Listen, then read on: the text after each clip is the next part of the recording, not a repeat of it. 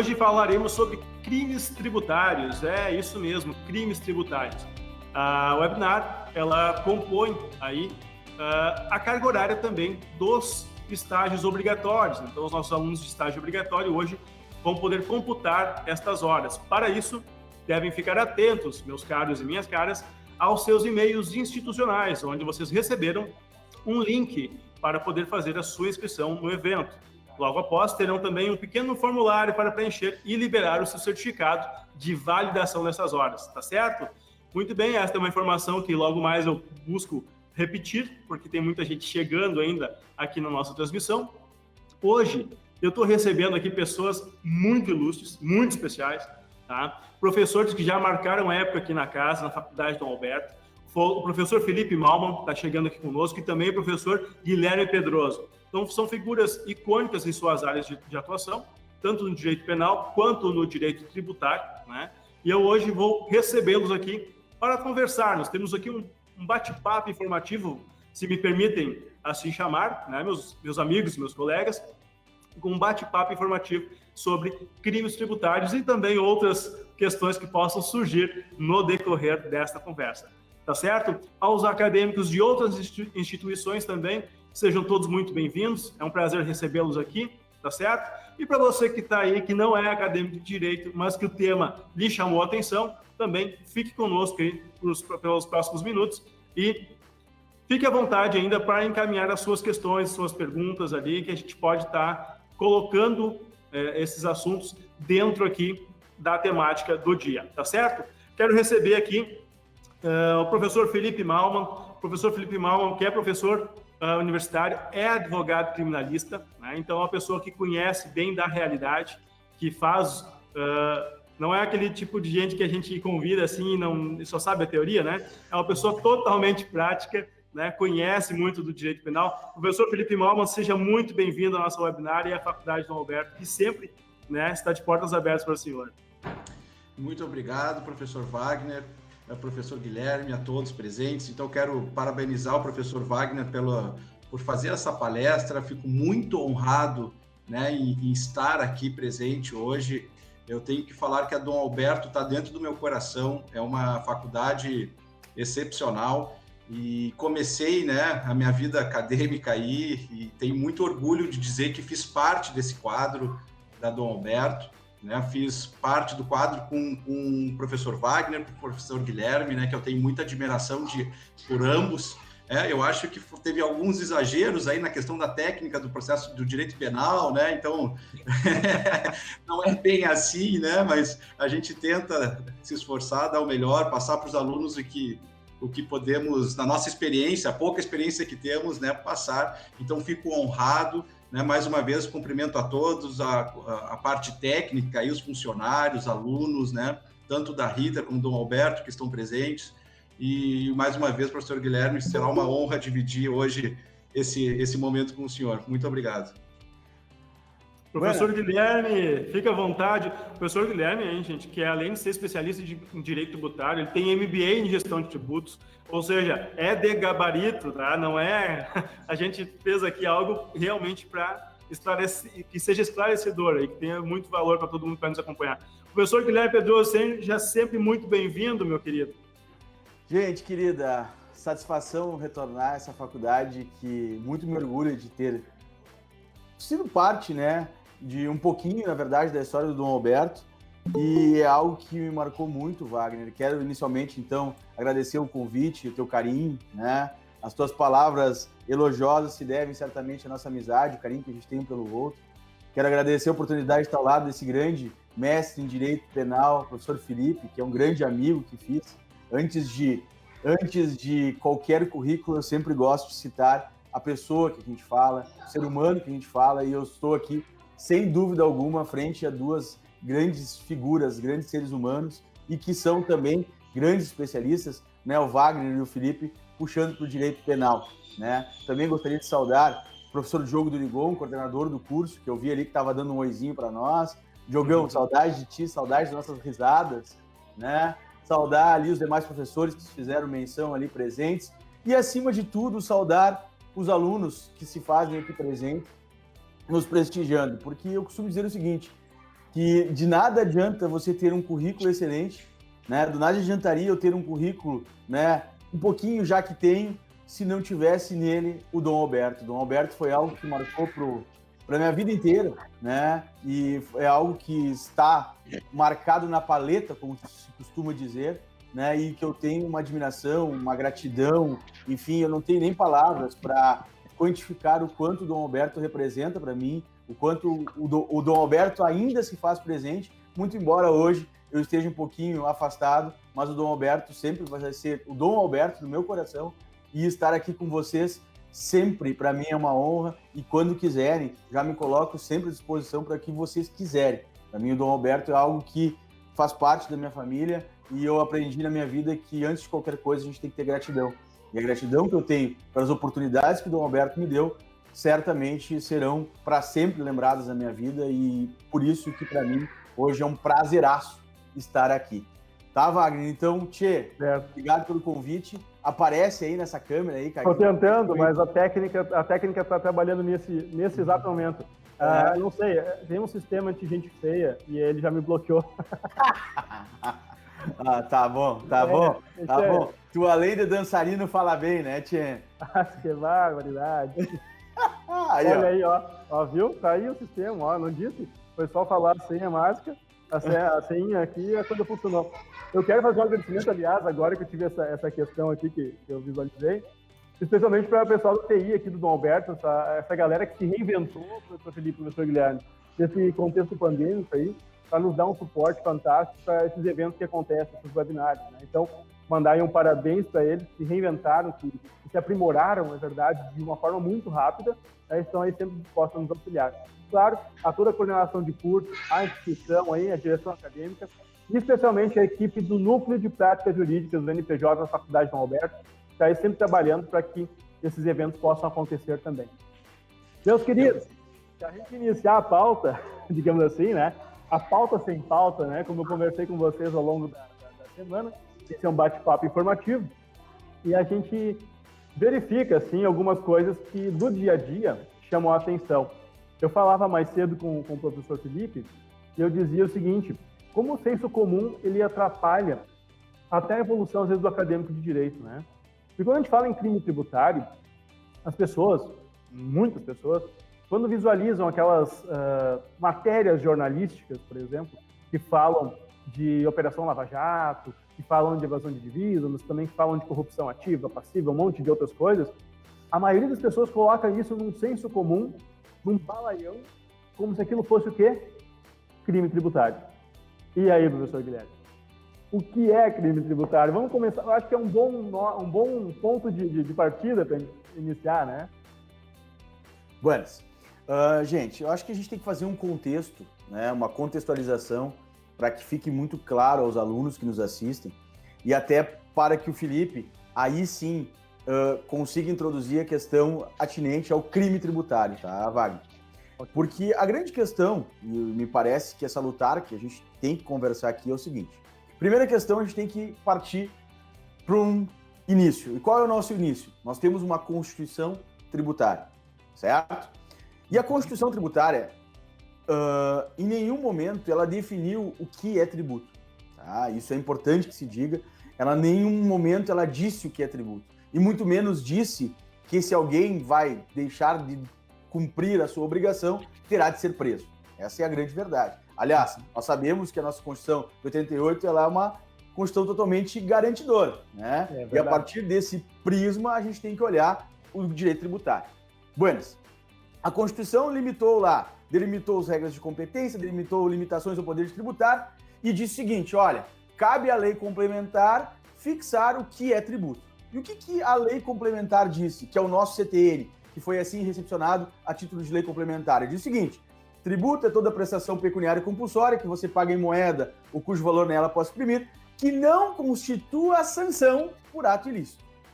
E esse é o ponto que a gente tem que ter de partida.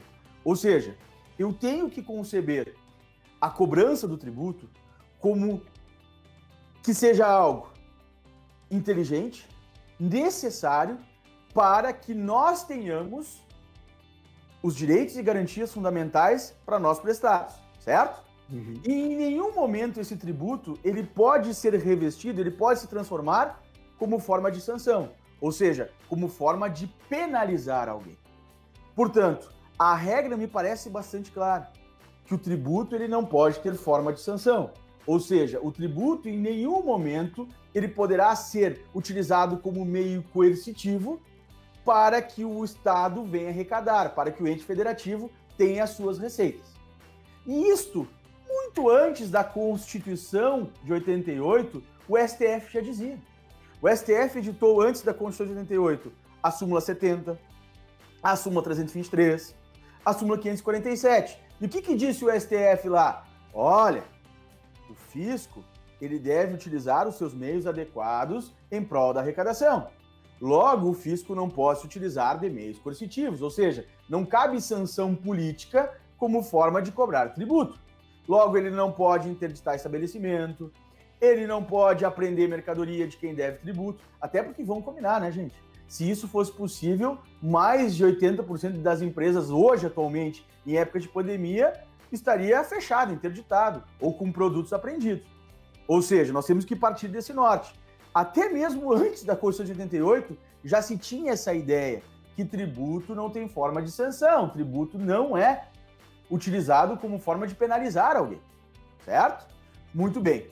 Diante deste panorama, começaram os entes federados a praticar alguns atos, cujos quais, honestamente, para quem labuta no direito tributário, não tem como entender de forma diversa a não ser meio coercitivo. Por quê?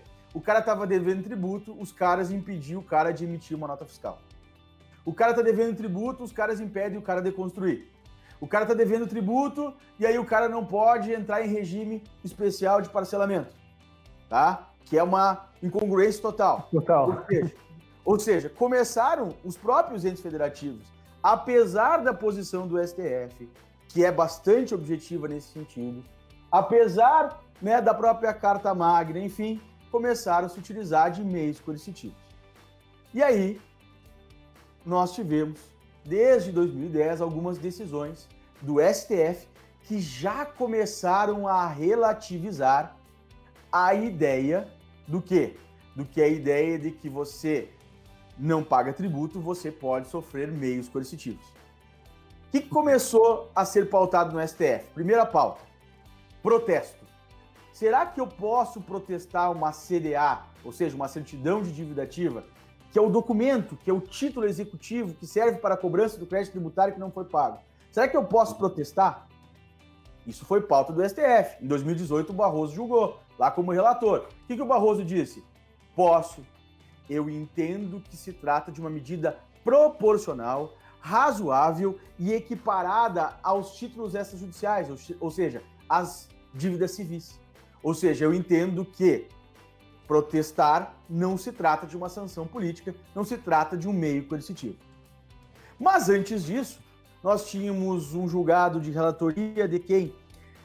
Salvo engano, do ministro Celso de Mello, que dizia o seguinte: olha, fisco, você não pode utilizar-se de qualquer impeditivo dos atos da vida civil para cobrar tributo. Só que o Celso de Mello, apoiado também num acordo do Gilmar Mendes, disse o seguinte: para analisar se a sanção é possível ou não, eu preciso fazer uma análise do meio coercitivo utilizado. Ou seja, eu tenho que fazer uma análise se o meio coercitivo adotado pelo ente federado para cobrar o tributo, ele é razoável ou não, ele é proporcional ou não ao fim desejado.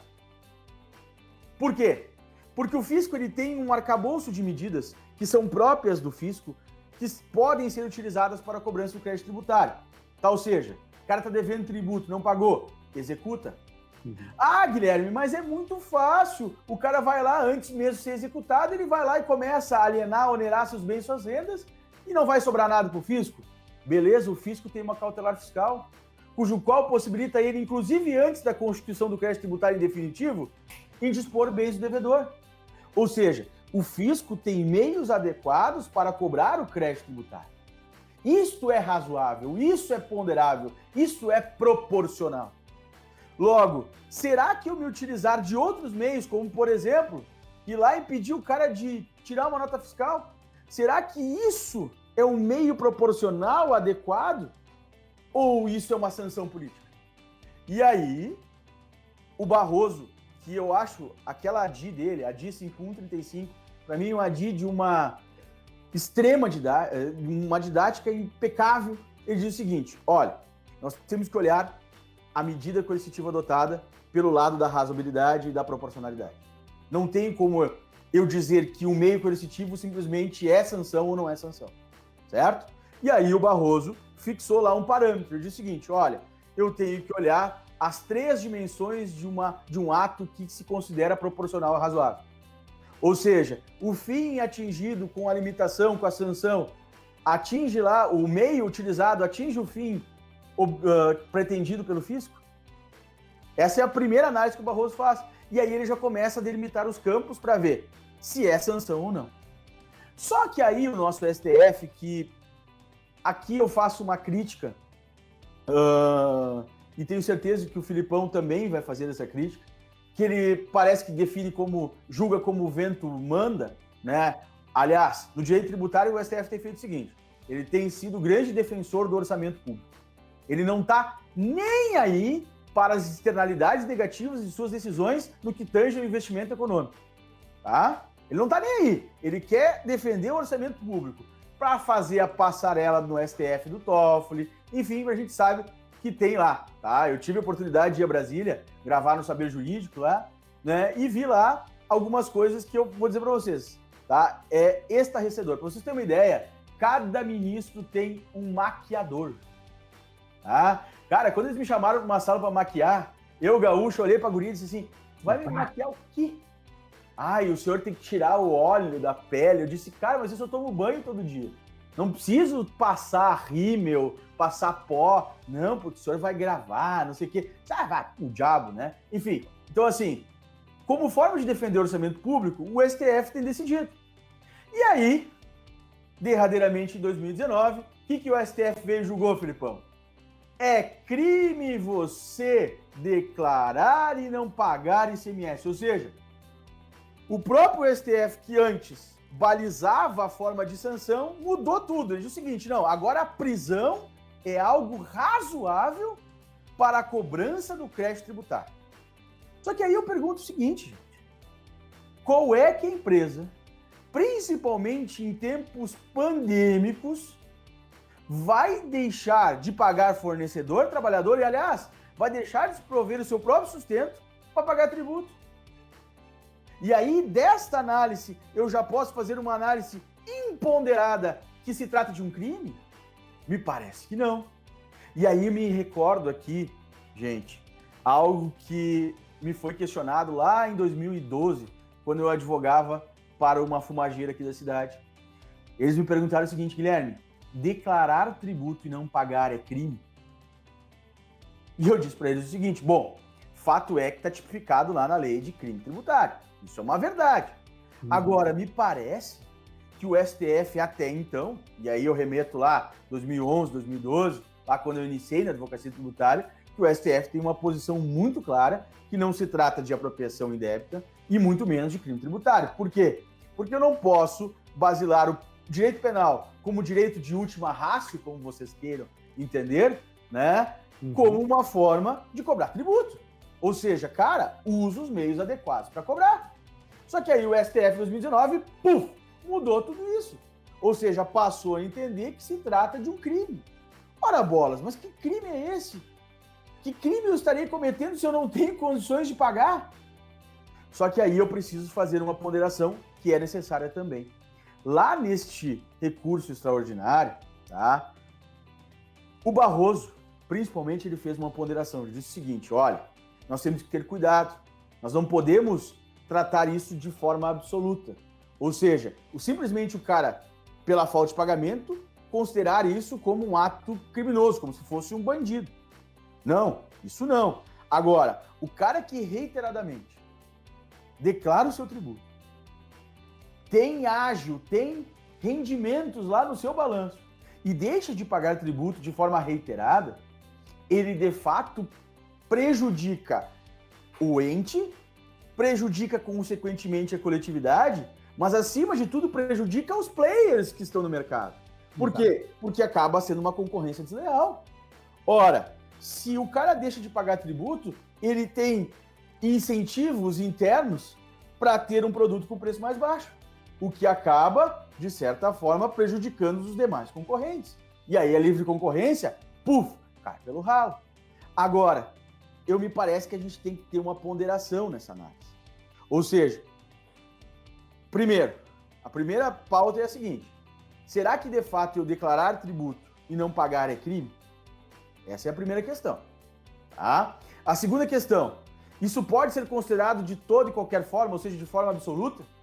Ou nós temos que analisar caso a caso? Honestamente, gente, eu sou um cara que a vida inteira critiquei as súmulas vinculantes. Por quê? Porque eu acho que o direito ele não pode ser analisado de forma vinculada.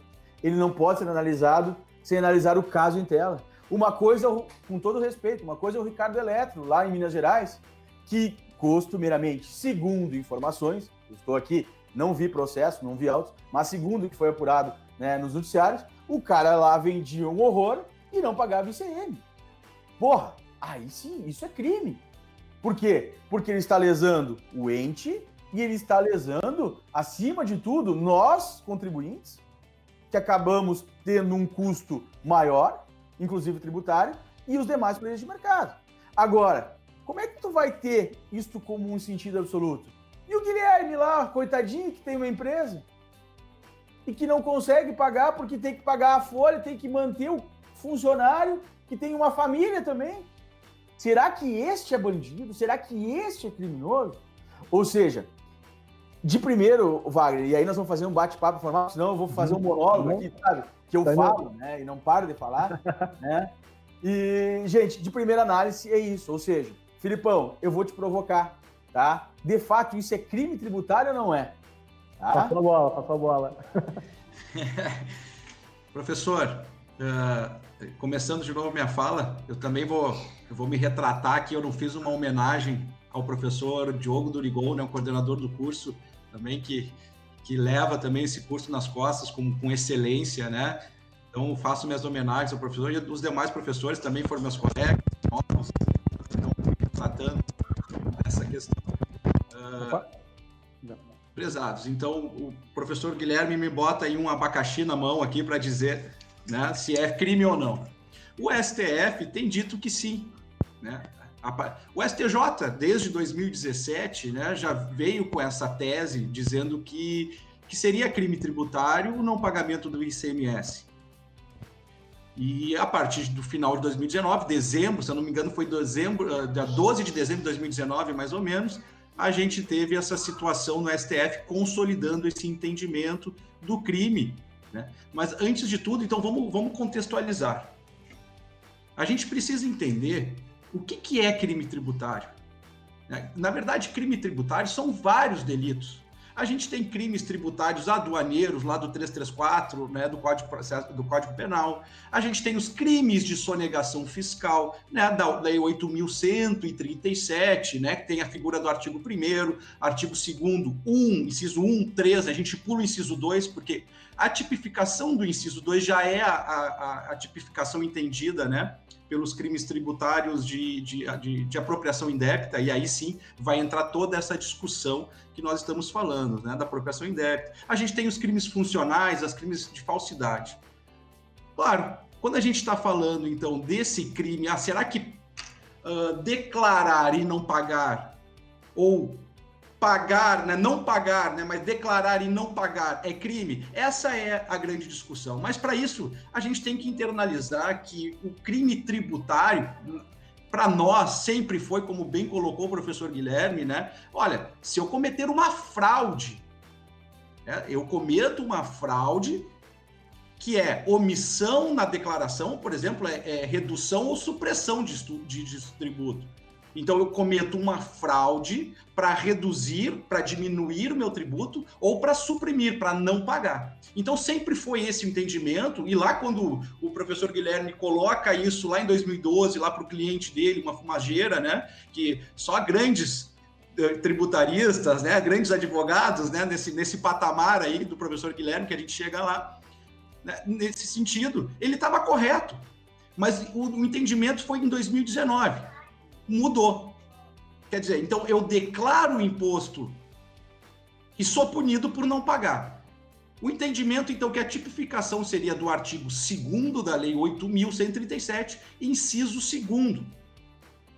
Mas voltando um pouquinho, então, os crimes, só para nós aqui, né, acho que é uma aula, vai ficar aberta aqui para o YouTube, para demais pessoas assistirem, que é uma coisa maravilhosa, né, essa mandar informação para o público em geral, né, da Dom Alberto está fazendo, coisa muito bonita que o professor Wagner estava me falando, mas também a gente tem um público voltado aqui na graduação. E na graduação a gente tem um crime muito específico, muito parecido com a fraude, né? Com o crime fiscal, tributário fiscal lá do artigo 1º, que é o estelionato. Né? O estelionato ele é composto, né, de vantagem devida, fraude e prejuízo. Quando a gente equipara o crime tributário lá do artigo 1º, nós temos também um estelionato em lei específica. Então, na verdade, o crime tributário, o mais conhecido, assim, como o professor Wagner botou, né, que é um senso comum todo lá na Lava Jato, né, a gente tem a ideia que era crimes tributários. Não, a Lava Jato pode até também ter crimes tributários, mas ele era mais voltado para crimes de corrupção. Né? Então, mas os crimes tributários, no nosso entendimento técnico, jurídico, seria um estelionato de lei especial. Então, a gente sempre teve a fraude, que era mentir, dar um engodo, enganar tacitamente ou ativamente o ente fazenda pública, seja estadual ou federal. E aí sim, eu praticaria um delito que seria o crime fiscal. Né? Lá, o crime fiscal lá do artigo 1º e seu inciso, bem como o artigo 2º, inciso 1, 3, 4 e 5, né? Agora, o entendimento do STF, consolidando os entendimentos do STJ, é exatamente, vamos fazer o seguinte, olha, você declara, mas você não paga. Isso é crime? Ele diz que sim. Então, hoje, a gente tem o entendimento, né, atual de que declarar e não pagar pode ser crime, mas voltado a ICMS. Ou IRRF, né, Imposto de Renda Retido na Fonte, ou mesmo o IPI, que são impostos chamados, né, antigamente, que se equiparam hoje ao ICMS, né, porque são impostos ou descontados, ou como é que se chama, professor Guilherme? Descontados ou agregados, né? Porque o IRRF, que é um imposto de renda retido na fonte, os entes, né, empregados, né, ou empregadores, eles descontam, tu vai me ajudando aí, professor Guilherme, que é a tua área aí, vai. Eles descontam o imposto já na fonte. E se não repassam, isso é apropriação indébita. Então, né, a apropriação é... Se tu me permite, isso acontece muito nas questões de contribuição, né? E aí sim, veja bem, você recebe o seu salário, parte do seu salário descontado do INSS. Quem é que tem o dever de repassar o INSS? É o seu empregador. Exatamente. Se o empregador não repassa, bom, aí eu entendo que nós estaríamos, e aí, Filipão, me ajuda, né, porque é da área penal, é uma apropriação indébita previdenciária. Inclusive, exatamente, o 68A. Né, no 171, né, A, né? O 68A. O 68A, isso, lá do Código Penal. Ok, não tem problema nenhum. Agora, esse fato de declarar, bom, Felipe, vai, cagar. Então, a gente exatamente, professor, a gente tem exatamente essa situação. Vejam que, quando eu estou falando do IRRF e do IPI, são impostos que, por exemplo, o empregador, ou ele desconta na fonte e não repassa ao ente federal, a Fazenda Pública, ou o IPI, ele agrega o valor, tem um nome técnico, né, professor, que agora me foge aqui, eu não me lembro, mas é uma agregação, agrega um valor, né, porque se tem um produto de R$100, eu tenho que já calcular o IPI e botar esse IPI somado, cobrar 110. Então, eu agrego esse valor e depois eu tenho que repassar também para a Fazenda Pública.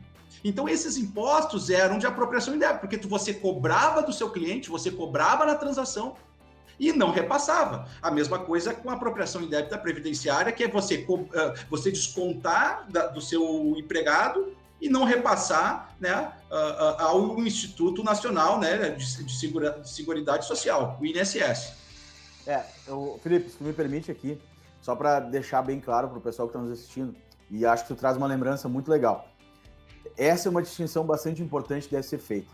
Uma coisa é o Guilherme declarar o seu imposto de renda, da pessoa física, por exemplo, e não pagar. Tá? Será que isso é crime? Bom, aí nós temos que analisar as circunstâncias do Guilherme. Agora, me parece que a circunstância, e isso me parece que não está claro no STF, é a seguinte questão. E os tributos indiretos? Que é exatamente isso que tu falavas, Filipão. O que acontece, gente? Vamos pegar um exemplo. Peguem a conta de energia elétrica de vocês. Quando vocês vão pagar a conta de energia elétrica, que além de vontade de chorar, né, Wagner? Tá, né? Lá tá destacado no boletim, aquele lá, no folheto que vem na tua casa lá, tá? ICMS. Aí vocês devem se perguntar o seguinte, por que eu tô pagando ICMS? Se eu não estou comercializando nada. Peguem a fatura da Sky de vocês, de telefonia celular, tá lá, valor do plano de vocês e embaixo ICMS. Né? Soma é o valor da tua fatura, certo? Aí vocês vão se perguntar o seguinte, mas por que eu tô pagando essa porra? Tá? Por que eu tô pagando esse tributo? Eu vou explicar para vocês. O que acontece? Os tributos incidentes sobre o consumo, tá? IPI, ICMS, ISS, PIS, COFINS, a lei permite que eles, uma vez sendo pagos pelo sujeito passivo, eles podem ser repassados ao próximo da cadeia tributária. Ou seja, o ICMS vem na tua conta de luz, lá na tua conta de celular, justamente pelo fato de que a concessionária de telefonia paga e te repassa. Só que o que acontece muitas vezes? A concessionária declara, mas não paga, te repassa, você assume o custo da obrigação, repassando o custo fiscal à concessionária, e a concessionária, como disse muito bem o Filipão, não repassa ao fisco. Ou seja, aí me parece que existe o dolo, porque tu estás recebendo algo que não é seu, que não ingressa como receita definitiva no seu caixa, e você não repassa ao credor, de fato, que deve receber aquele tributo. Tá? Portanto, Felipe, aí é uma circunstância distinta. Agora, eu balizar todo e qualquer como crime, aí me parece complicado. Mas, enfim, segue lá. Agora, eu queria fazer um adendo aqui. O professor Felipe nos trouxe a questão do estelionato, né? do 171 ali.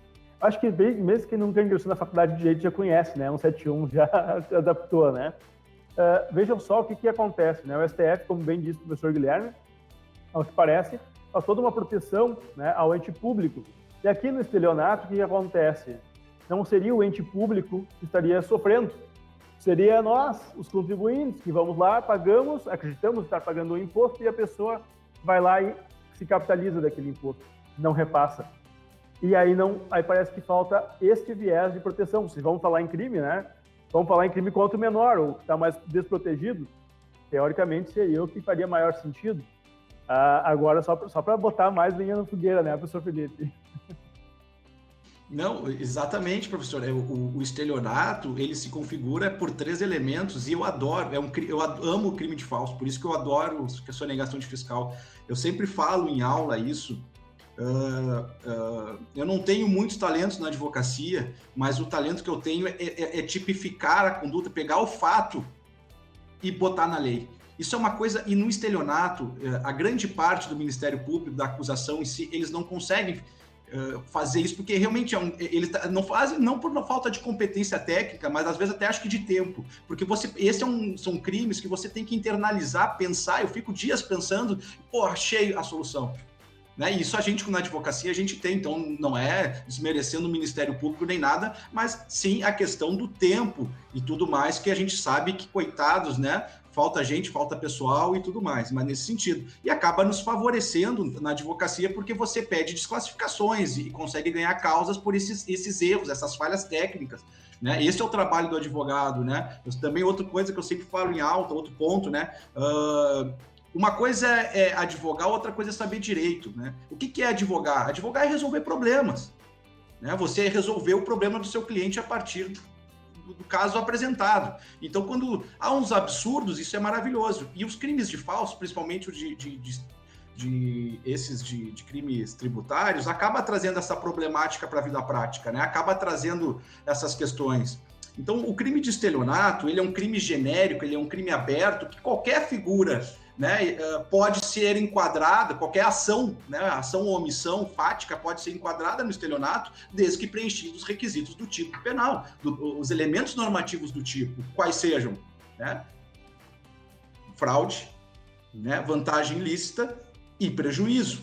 Isso acaba se transpassando para o tipo penal lá do artigo 1º, inciso 1, artigo 1º e artigo 2º, né, com exceção do inciso 2 lá da Lei 8.137. Né, são crimes equiparados, mas tem a sua especialidade. Né? O professor Guilherme colocou no início, né, das questões das sanções, que não poderia ter poder coercitivo. É evidente que o direito penal tributário, ele é uma forma coercitiva, não administrativa, mas penal, de fazer você pagar. Inclusive, tem leis, né, especiais que dizem, se você pagar, você não será punido. Né? Se você parcelar, você não será punido. Né? Então, para quem está nos assistindo, os estudantes, né, que daqui a pouco estarão mais à frente aí como colegas, futuros colegas, uma das formas de evitar esse crime, de evitar essa coerção, é perguntar para o seu cliente, né? Você tem como pagar isso?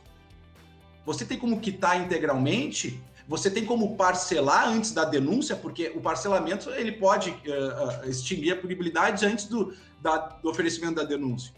Então, existem soluções hoje no direito para a gente evitar essa coerção. Mas o que eu queria falar para o professor Guilherme, né, já que ele está lá no direito tributário, está muito bem lá, deixa os crimezinhos tributários para nós, professor. Não tira essa coerção, né? Deixa a gente ganhar um dinheirinho com umas empresas também. Fica, professor Wagner, eu aqui, né? É do jogo. E eu faço a mesma homenagem também à professora Roberta Paul, que é do escritório também, né, que está hoje na Dom Alberto. Teve a professora Camila, né, também que passou pela Dom Alberto lá do escritório. Então, é por isso que eu falo sempre que a Dom Alberto está sempre no meu coração e se um dia der, eu voltaria, né? Ainda mais online hoje, né? Porque a viagem é pesada, né?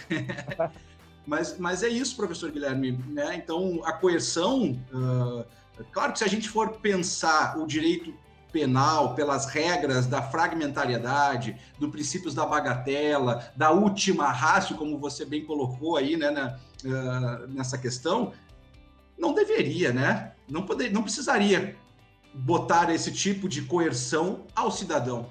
Não precisaria. Isso é uma forma de dizer, olha, né, me remonta a um tempo anterior lá, que a gente pensa nos reis ingleses mandando os cavaleiros bater numa casa lá e passar, me dá o teu dinheiro porque é o imposto do rei. É claro que isso, né, o nosso sistema acaba se formando assim, talvez porque, né, a gente tem o pensamento, por que eu vou pagar imposto se eu não tenho retorno? Esse é o grande ponto dos empresários, né? Todo mundo se acha injustiçado por essa questão, enquanto que o bem jurídico tutelado do imposto, e aí que também o professor Guilherme colocou isso antes, né? De outra forma, mas a questão do bem jurídico, né? E o que protege? Olha só, professor Guilherme, o que protege? Protege a coletividade, o bem jurídico tributário, e a livre concorrência. Isso está lá no artigo 174 da Constituição Federal, eu já não me lembro de cabeça, mas tem essa questão da livre concorrência, então protege isso. O pensamento do Estado é, eu vou cobrar imposto e daí eu vou criminalizar a conduta, porque se você não paga, você está afetando a livre concorrência. E o direito penal é pensado ainda, olha que coisa mais linda lá, ó. Olha lá atrás, professor Guilherme. Esse gurizão lindo aí, ó. Isso aí é maravilhoso, né, das aulas online, né? Ontem eu estava dando aula de noite, meu filho senta no colo aqui e tudo mais, é uma emoção maravilhosa, né? Parabéns, professor Guilherme, muito bonito. A gente tem que se reunir, né? Com as famílias. Tá? Então, esse bem jurídico protegido, esse bem jurídico tutelado, como o direito penal ainda pensa, apesar de já ter novos pensamentos, novas teorias, né, baseadas em teorias ainda dos anos 60 para cá, com Roxin e Jacobs, né, pensando, mas qual é o fim de proteção do direito penal? Mas será que ele serve para proteger a norma mesmo, né? A mudança do bem jurídico? Então, tudo isso é pensado no direito tributário.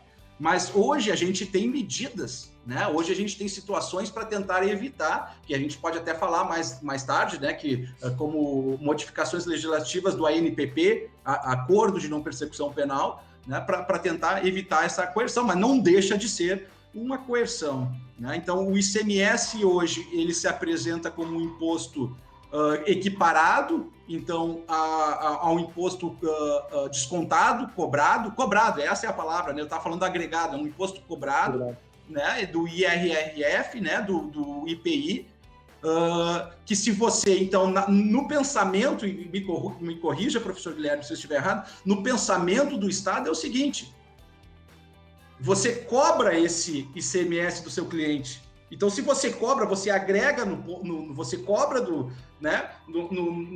no valor final do produto, mesmo que isso não seja discriminado, determinado, né, na questão tributária, mas você cobra para descontar e você não paga. Só que se a gente for pensar isso, sempre que eu tenho uma atividade econômica, eu vou agregar todo tipo de valor e todo tipo de imposto para poder ter o lucro, para poder tirar o lucro. Então, qualquer atividade econômica vai ter, então, uma questão de apropriação indébita. Você está punindo os bons, né, que estão declarando. Estou dizendo, Estado, olha aqui, ó, eu fiz a transação. Eu estou declarando para você, eu te devo. Como é que um amigo meu me falava quando me devia dinheiro, né? Eu devo, não nego, pago quando puder, né? Devo, não nego, daí nunca me pagava. Pode ser que aconteça isso.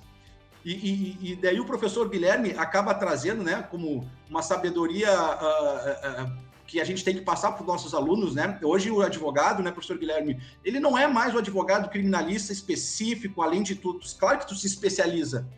Tu vai se especializar numa área, né, o tributarista, mas você vai ter que entender um pouco também, né, é quase uma teoria sistêmica do Luhmann aqui, né, de agregação de conhecimentos, tu tem que ter um pouquinho, e o professor Guilherme acaba trazendo uma palavra técnica da decisão de 2019, lá do STF, que determinou o crime como crime o ICMS no artigo 2º, inciso 2 da Lei 8.137, que é atividade contumaz.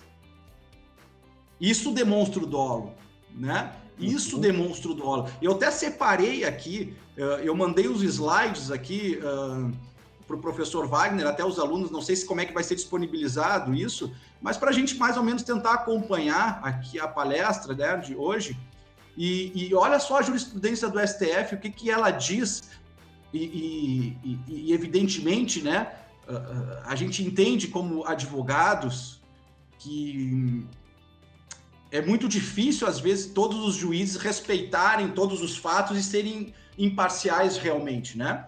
A gente entende, mas o direito penal, ele é voltado para o caso fático, concreto. Deveria ser, professor Guilherme, deveria ser.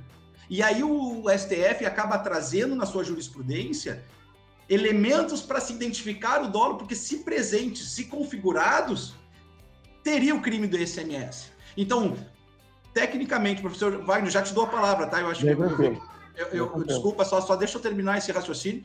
E o STF está nos dizendo o seguinte: não é qualquer crime, não é qualquer conduta de não pagar o ICMS que vai ser crime. Eu sei que na vida prática, professor Guilherme, o senhor tem conhecimento disso, acaba sendo. Mas ele traz elementos, traz requisitos objetivos para que os juízes que deveriam observar esses requisitos para, então, tipificar a conduta como crime, o não pagamento, né? A declaração do imposto e o seu não pagamento. Eu vou falar aqui que é o inadimplemento prolongado sem tentativa de regularização dos débitos. Esse é um. A segundo, venda de produtos abaixo do preço de custo. Isso vem a questão da livre concorrência, né? E a criação de obstáculos à fiscalização. Utilização de laranjas, falta de tentativa de regularização, encerramento irregular das atividades, existência de débitos inscritos em dívidas ativas, forma contumaz de proceder, como é o caso exemplificado pelo professor Guilherme lá no início da fala dele, dizendo que teve uma situação que uma empresa ficou anos sem pagar o ICMS. Aí sim, né? Assim, isso deveria ser respeitado, né, professor Wagner? Eu estava acompanhando aqui algumas questões que chegaram para nós. a Josiane Behring e Oster, ela pergunta ao professor Guilherme, né, com relação à CDA, quanto à preferência desse título executivo sobre os demais, para justamente essa questão da proteção para o ente público, né, para ele poder se proteger. Então, ela questiona ali o professor se existe essa preferência sobre os demais, as demais obrigações do empresariado, né? Sim, na realidade é o seguinte, o artigo 184 do CTN, ele deixa bastante claro o seguinte, 186. O 186 do CTN, ele deixa bem claro o seguinte, que o crédito tributário ele vai ter preferência sobre quase todos os créditos. Ele só vai perder para o crédito trabalhista e o crédito de acidente de trabalho. Claro que esse rol, essa ordem, ela se altera a depender de casos específicos, como, por exemplo, é o caso da falência, que o rol ele é um pouquinho alterado. Tá? Mas, respondendo a pergunta objetivamente da Josiane, né? É exatamente isso. O crédito tributário ele tem preferência, basicamente, sobre quase todos os outros, quando existe a concorrência entre vários credores perante o mesmo devedor. Tá? Perfeito. Mas a gente tem um diálogo ali, que eu fui acompanhando agora, dei uma conferida, e eu vi ali um diálogo entre o Jorge Belmiro Schneider, e aí tem uma complementação do que traz a Joyce Lohane Moore, sobre aquela questão ali do... Onde você está vendo isso, Wagner? Eu tô vendo lá no Facebook da Faculdade de São Alberto, a gente tá passando ao vivo. Eu também estava pensando, eu não estava conseguindo acompanhar o chat aqui, eu tentei, pesquisei. No Facebook da Faculdade de São Alberto, está passando ao vivo e a galera está acompanhando. Inclusive, aproveitar para fazer um lembrete para os alunos da instituição que devem conferir lá o seu e-mail institucional, vocês receberam um link para fazer depois a inscrição do evento e responder um questionário, para validar essas horas como horas complementares, ou, no caso dos alunos de estágio, como horas que são obrigatórias para a disciplina, ok? Não esqueçam de fazer isso. Mas o que acontece? O Jorge, ele vem questionando aquela coisa, peraí, mas se tu declarou, recebeu e não pagou o fisco, é apropriação indébita. E aí a Joyce Lohane, ela chama a atenção pelo seguinte, peraí, mas o que me preocupa não é isso. O que me preocupa, a princípio, é o que, segundo o exemplo que o professor Guilherme trouxe, que é a energia elétrica, a net, a internet e tudo mais, em que eu não tenho que pagar ICMS, teoricamente, disso aqui, porque eu não estou circulando mercadoria, não estou fazendo nada. É uma obrigação dele que ele repassa para mim. Acho que ela só faltou ela escrever, mas aí não é estelionato, o cara dizer que eu tenho que pagar a conta que é dele. Então, achei interessante esse diálogo que teve ali nessas questões, né, gente? Para vocês verem, mas não vem, não é a pergunta especificamente, mas é a discussão que se forma lá fora desse nosso encontro aqui, onde nós estamos os três conversando, né? Isso é muito enriquecedor. E me parece, o que a Josiane coloca muito bem, me parece assim, então não é só o ICMS que é crime. Qualquer conduta econômica poderia ser crime. Olha o perigo dessa decisão. Né, professor Guilherme, eu não sei, eu até botei nas lâminas ali o que é ICMS e eu botei isso eu deixo com o professor Guilherme. O que é o ICMS, né? Por quê, né? Então, por que só ele? Gente, na verdade, nestes fatos, o que acontece? O ICMS, ele é a grande menina dos olhos porque ele é o tributo que mais se arrecada no país, tá, Felipão? E a segunda questão, por que também? Porque o ICMS é um tributo indireto, tá? E justamente em razão desse repasse que ocorre costumeiramente pelo sujeito passivo que paga, né? Muito difícil o sujeito passivo não repassar. Ele pode não repassar, mas ele pode e faz costumeiramente esse repasse. E justamente, eu concordo, ali, eu estava olhando agora ali o Jorge, né? De fato, me parece, aí sim, eu posso concordar que alguém que repassa, recebe, não entrega ao fisco, isso é bandido, tá? Isso é bandido, porque aí está se apropriando de um dinheiro que não é dele, tá? É o cliente Agora, nosso. Isso é uma questão. Agora, tu balizar de forma absoluta que todo aquele que declara e não paga está cometendo um crime, aí me parece muito perigoso. E digo mais, por que é perigoso, gente? E aí vem uma questão bastante importante. Agora, no dia 9 de maio de 2021, ou seja, 6 dias atrás, o que fez o nosso Conselho Administrativo de Recursos Fiscais, o famoso CARF? O que o CARF fez? Numa decisão lá da terceira turma da Câmara Superior, diz o seguinte: quem está respondendo por processo crime contra a ordem tributária não mais vai ter benefício fiscal. Ou seja, eles rasgaram a Constituição, o CARF rasga a Constituição, cadê a presunção de inocência, cara? Não existe? Cara, não existe. Ou seja, vejam o quanto é perigoso a decisão do STF, porque aí o CARF, o Conselho de Administrativo e Recurso Fiscal, pega, se apropria da decisão do seguinte, não, vamos balizar e o cara que está respondendo é bandido. Ou seja, ele não goza mais de benefício. Ou seja, vejam o tamanho do estrago que nós temos, né? E os efeitos de uma decisão que não ficou expressamente clara, tá? Como deveria, e os efeitos que ela propaga diante da coletividade. Então, esse é o problema, né? O problema é que a decisão por si só ela não surte efeitos perante lá o caso difuso lá, tá? Mas o problema é que ela começa a andar e começa a produzir efeitos onde não deveria. Ou seja, o CARF pega aquela decisão, retira um benefício fiscal de uma empresa, ou seja, um planejamento tributário, um planejamento financeiro que é feito por uma empresa, ele é rasgado no meio, porque ele não tem mais benefício fiscal, porque um dia ele declarou e não pagou. Sim, se ele estivesse se apropriando, cara, eu seria o primeiro a dizer para ele o seguinte, procura o Filipão porque tu tá ferrado, tá? Procura o Filipão porque tu tá ferrado. Agora, se o cara declarou e não repassou ou não pagou, porque se trata de um tributo direto, bom, aí, não tem como entender tudo isso de forma absoluta como crime. Ah, se ele faz de forma reiterada, de forma contumaz, se locupleta com esse dinheiro, aí sim, até posso entender como crime. Agora, tu balizar isso como crime, não dá. Não tem como isso. Professor Guilherme, uma coisa interessantíssima que a gente tem que pensar, que tu colocaste de novo dessa questão do contumaz, a gente pensa, claro, dependendo da situação fática voltada, a gente pensa o crime voltado fato a fato, a chamada individualização da pena. E daí, mesmo que seja contumaz, às vezes o valor é ínfimo. E aí a gente tem o princípio da bagatela tributário, que é até 20 mil reais. Recentemente saiu uma decisão no STJ, o ano passado, foi em julho do ano passado, saiu uma decisão equiparando a bagatela, o valor da bagatela dos estados ao entendimento federal de 20 mil reais, decisão de ICMS. Então, praticamente, se eu fiz uma operação comercial entre estados, né? E aí eu tenho que pagar um valor, tá? Mas qual é o valor desse tributo? Ah, é R$1.000, é R$2.000, R$3.000, R$4.000. Teoricamente, a gente ainda está falando de uma bagatela e cada crime. Ah, mas é contumaz.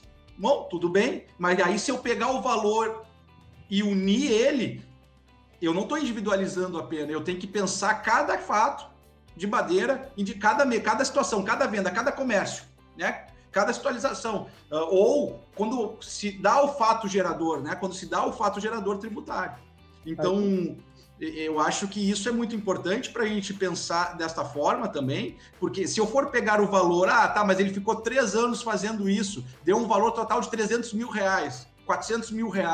Bom, mas individual, lá o crime, aquele fato, aquela nota específica, quanto era? Essa questão, inclusive... Antes disso, eu quero fazer um comentário sobre a felicidade do ministro Barroso na forma como ele analisou a situação, né? Porque sempre é muito didático, digamos assim, né? Porque se tu analisar friamente o artigo de lei lá, o inciso 2º, né, do artigo 2º da Lei 8.137, se tu fizer aquela análise sucinta, rasa, kelseniana, que eu digo, vai parecer que aquilo é um crime de mera conduta. Não soa como um crime de mera conduta para vocês? Mas peraí, se eu tenho que analisar dolo, se eu tenho que analisar se o cara é contumaz ou não é contumaz, peraí, como é que eu estou falando em crime de mera conduta se eu tenho que fazer toda essa análise?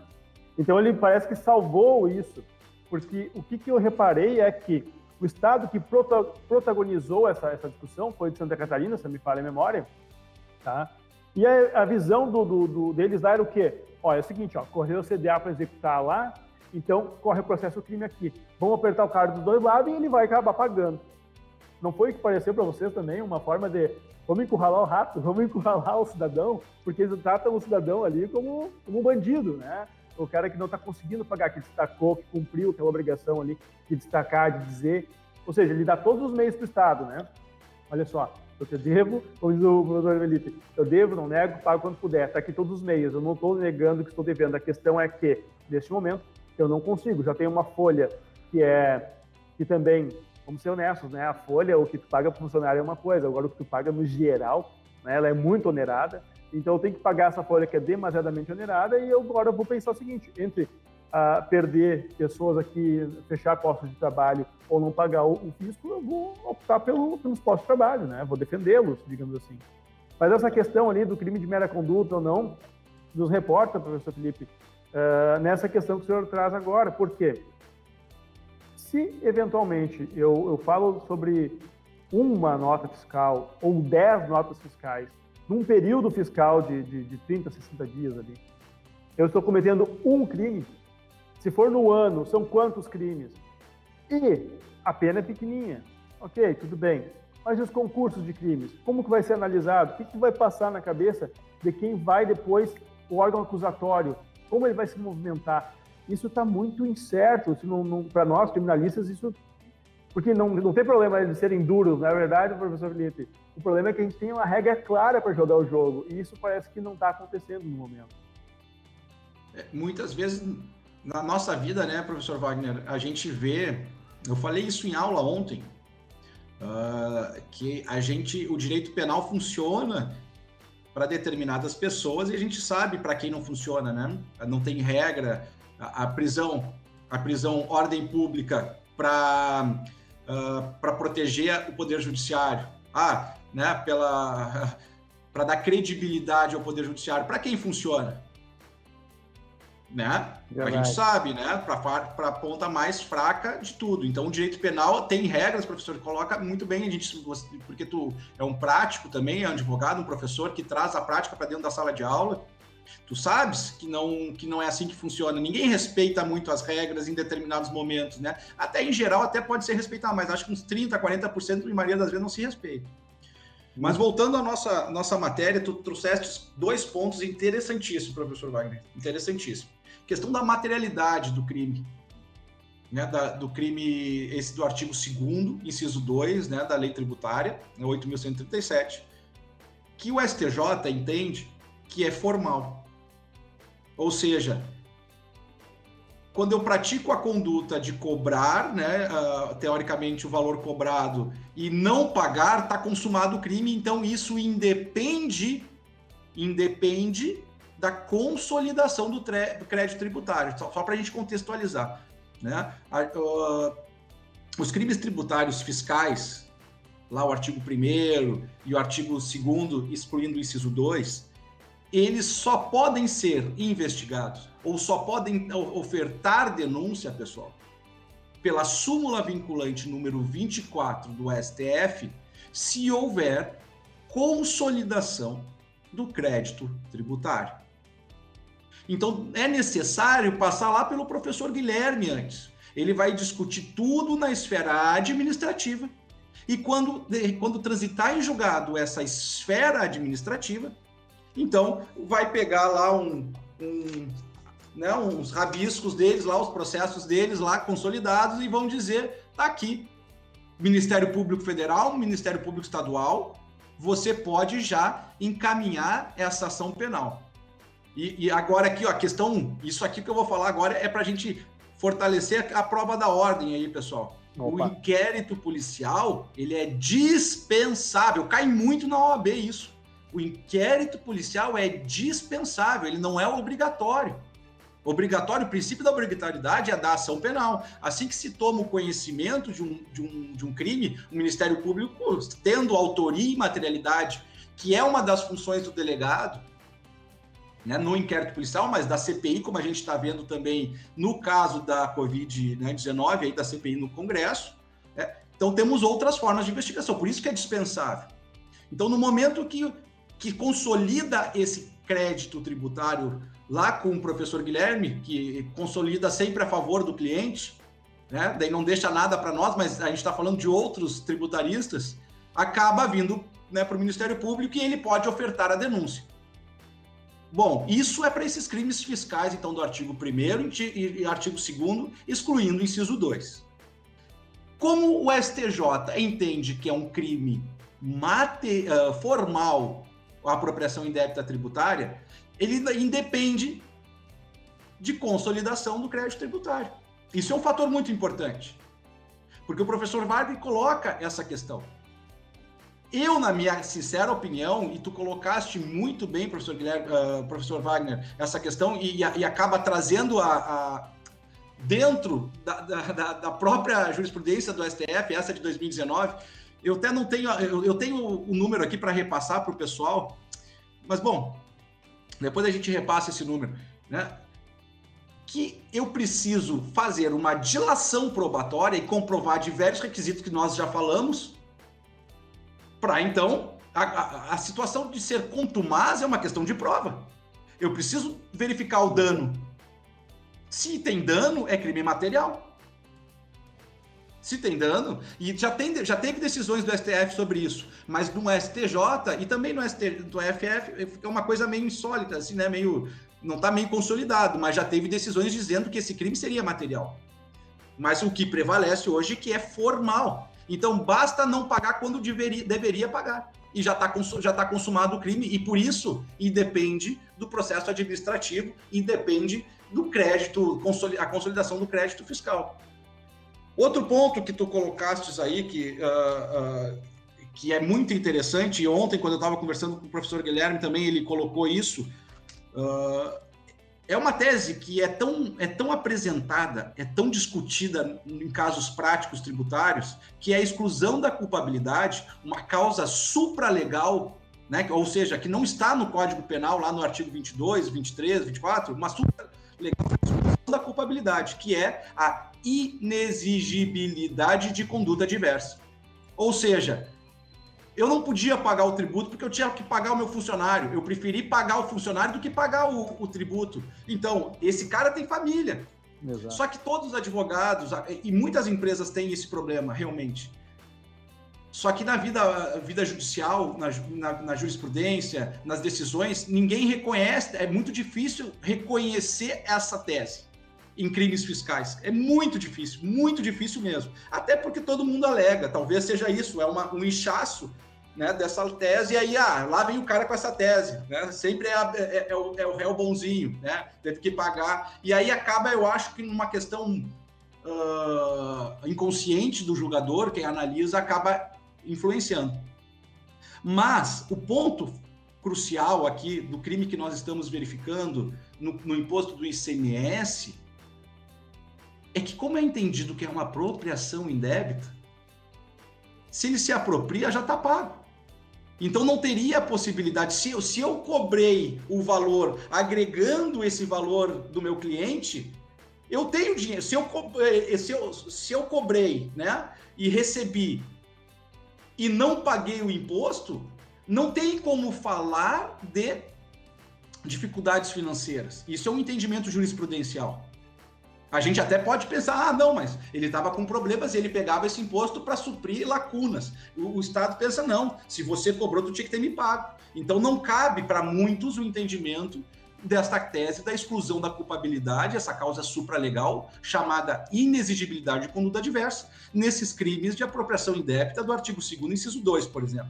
Então, são pontos muito relevantes, muito importantes para a gente entender que, às vezes, não, por mais que se comprove isso, por mais que uma empresa realmente esteja quebrada e tu vê, dificilmente vai ser reconhecida essa tese de defesa perante o Poder Judiciário. E por isso que nos traz hoje novos meios que a gente tem que pensar de resolução de conflitos, que é o ANPP, que é o pagamento do crédito, né? O ANPP ou o pagamento de crédito tributário antes do oferecimento da denúncia, é o parcelamento dessa questão, né? O ANPP hoje é o 28A do CPP, né? É uma possibilidade que para crimes sem violência ou grave ameaça, com penas mínimas abaixo de 4 anos, por exemplo, e tendo o réu confessado o crime, pode ser ofertado o ANPP, um acordo que se equipara aquelas disposições legais que nós já tínhamos desde 95, né? A transação penal, composição penal, né, do civil dos danos e suspensão condicional do processo, o sursi processual, artigo 74, 76 e 89 da Lei 9.099 de 95. Institutos que nós já temos há 26 anos no que era específico para determinados crimes, né, principalmente aqueles crimes de menor potencial ofensivo. Então, hoje surge mais um elemento para desafogo do Poder Judiciário e como meio de negociação, né, professor Wagner? Tem o professor Paulo Fayette, né, que ele sempre sustentou o seguinte: a gente, a partir desse ANPP, estamos no ex-processo penal. Não vai mais existir o processo penal, tendo em vista o ANPP, já que na Alemanha e Estados Unidos, mais de 90% dos casos são resolvidos por acordos. A tendência é que isso aconteça no Brasil também. Então, a nova advocacia para o crime vai ser um negociador. Não vai mais ser Claro que vai ter que ter expertise e processual e penal, mas aí eu acho que a gente tem que mudar, na minha visão, até a concepção do direito processual penal. O inquérito, para mim, começa a ser indispensável. Começa a ser um inquérito em contraditório constitucional para eu ter paridade de armas para o acordo. E hoje surge para os nossos alunos aqui uma nova profissão. A partir disso que a gente tem que se atentar, o futuro está chegando. É o advogado investigador defensivo. Eu tenho que produzir provas a favor do meu cliente para estar em paridade de armas. E vejam só que inversão de valores nesse momento, né? Porque a gente aprende o quê nos primeiros dias de faculdade quando se fala de direito penal? Quem acusar vai ter que provar. E agora a gente tem que provar e nós temos que produzir essa prova. Então, essa questão do advogado investigador, digamos assim, né? Produtor da prova, ela vai se fazer cada vez mais presente. Eu queria só fazer um comentário de como que isso chegou para mim em janeiro de 2020, essa situação. Vejam só a seguinte situação, e isso vai ao encontro de alguma coisa que o Dr. Felipe já falou. Quando um determinado cliente me ligou de Santa Catarina, que veio de indicações, enfim, ele disse: estou preocupado com uma questão penal aqui. Só que tem um detalhe, esse cliente eu tinha intermediado ele com alguns outros parceiros nossos, para quê? Nós tínhamos uma discussão muito grande de valor de CM, só que nós tínhamos uma discussão sobre o valor real desse CM por causa da base de cálculo lá, que estava uma bagunça. E aí já não é comigo, é com o professor Guilherme essa questão, tá? E naquilo lá, para poder discutir, nós demos garantia para seguir discutindo. A garantia foi ofertada em pedras preciosas na época, inclusive, porque se precisou, se tinha aquela monta de tantos milhões de reais, então a facilidade de se encontrar nessa forma de garantia, autorizada também, né, pela legislação, enfim. E aí o cara veio: peraí, eu estou discutindo essa questão lá. Mas pelo que eu entendi da decisão do STF, que aí fere a súmula 24, né? Os caras estão dizendo que o simples fato de eu ter destacado e eu não ter feito o pagamento ainda, me coloca como criminoso, ou seja, pode me colocar na cadeia. E aí, faz o que agora? Estou discutindo o crédito tributário lá, estou discutindo ele, professor Guilherme. Ainda não cheguei lá a saber se aquele valor devido é o real. Não quero pagar aquilo que eu não sei se eu não tenho direito de pagar menos daqui a pouco. Eu sei que para restituir depois é uma briga, né? Então, eu estou ali discutindo ele e o cara já vem me dizendo que eu tenho que ir para a cadeia porque eu simplesmente não paguei uma coisa que eu não sei ainda o quanto de fato devo pagar. E aí, chuta essa. Diz para nós, professor. Bom, aí são duas questões bastante distintas, tá, Wagner? A questão é o seguinte: a discussão do teu cliente era na esfera administrativa ou era na esfera judicial? Judicial. Bom, aí vem a grande questão que me parece que o cliente ele deve entender. Quando nós estamos discutindo na esfera judicial e o crédito foi mantido, uma vez interposto ou não o recurso administrativo, nós estamos falando de um crédito definitivo de forma... um crédito tributário constituído de forma definitiva, certo? Ou seja, o teu cliente ele só teria uma possibilidade de ter a tranquilidade de gozar de um respaldo para não ser processado, qual seja, ter a suspensão da exigibilidade do crédito dentro da ação judicial cujo qual ele discute o crédito. Ou seja, ou ele apresenta uma garantia ao fisco, tá? Ou ele faz um depósito, ou até mesmo ele vem a anuir com a possibilidade de uma negociação processual, que hoje a gente sabe que dentro, e aí muito alinhando com a linha do Felipe aqui, a questão que diz respeito à nova advocacia, porque a advocacia vai mudar, gente. Isso é uma realidade que, aceitem ou não, eu brinco que o advogado de Google está morto. Já era. Tá? O cara que se limita a Ctrl-C, Ctrl-V de petição, de contrato, tá morto. Não tem o que fazer. Tá? É uma briga ad eterno que eu tenho. Aliás, se vocês lerem todos esses livros que trazem Revolução 4.0, enfim, vocês vão ver que a advocacia e as profissões vão mudar. Mais de 50% das profissões que existem hoje vão deixar de existir. Tá aí, cadê as locadoras de vídeo? Ah, morreram. Tá? Gente, rede de televisão vai morrer também. Vai morrer também. O YouTube tá matando e comendo tudo pela uma beirada. Tá? Sky tá morta. Tá? Então, assim, gente, a gente tem uma série de coisas que vão deixar de existir. E o advogado também. E aí que me reporto muito a fala do Filipão, é a necessidade de nós sabermos utilizar os instrumentos para a resolução antes mesmo do trânsito julgado, vai.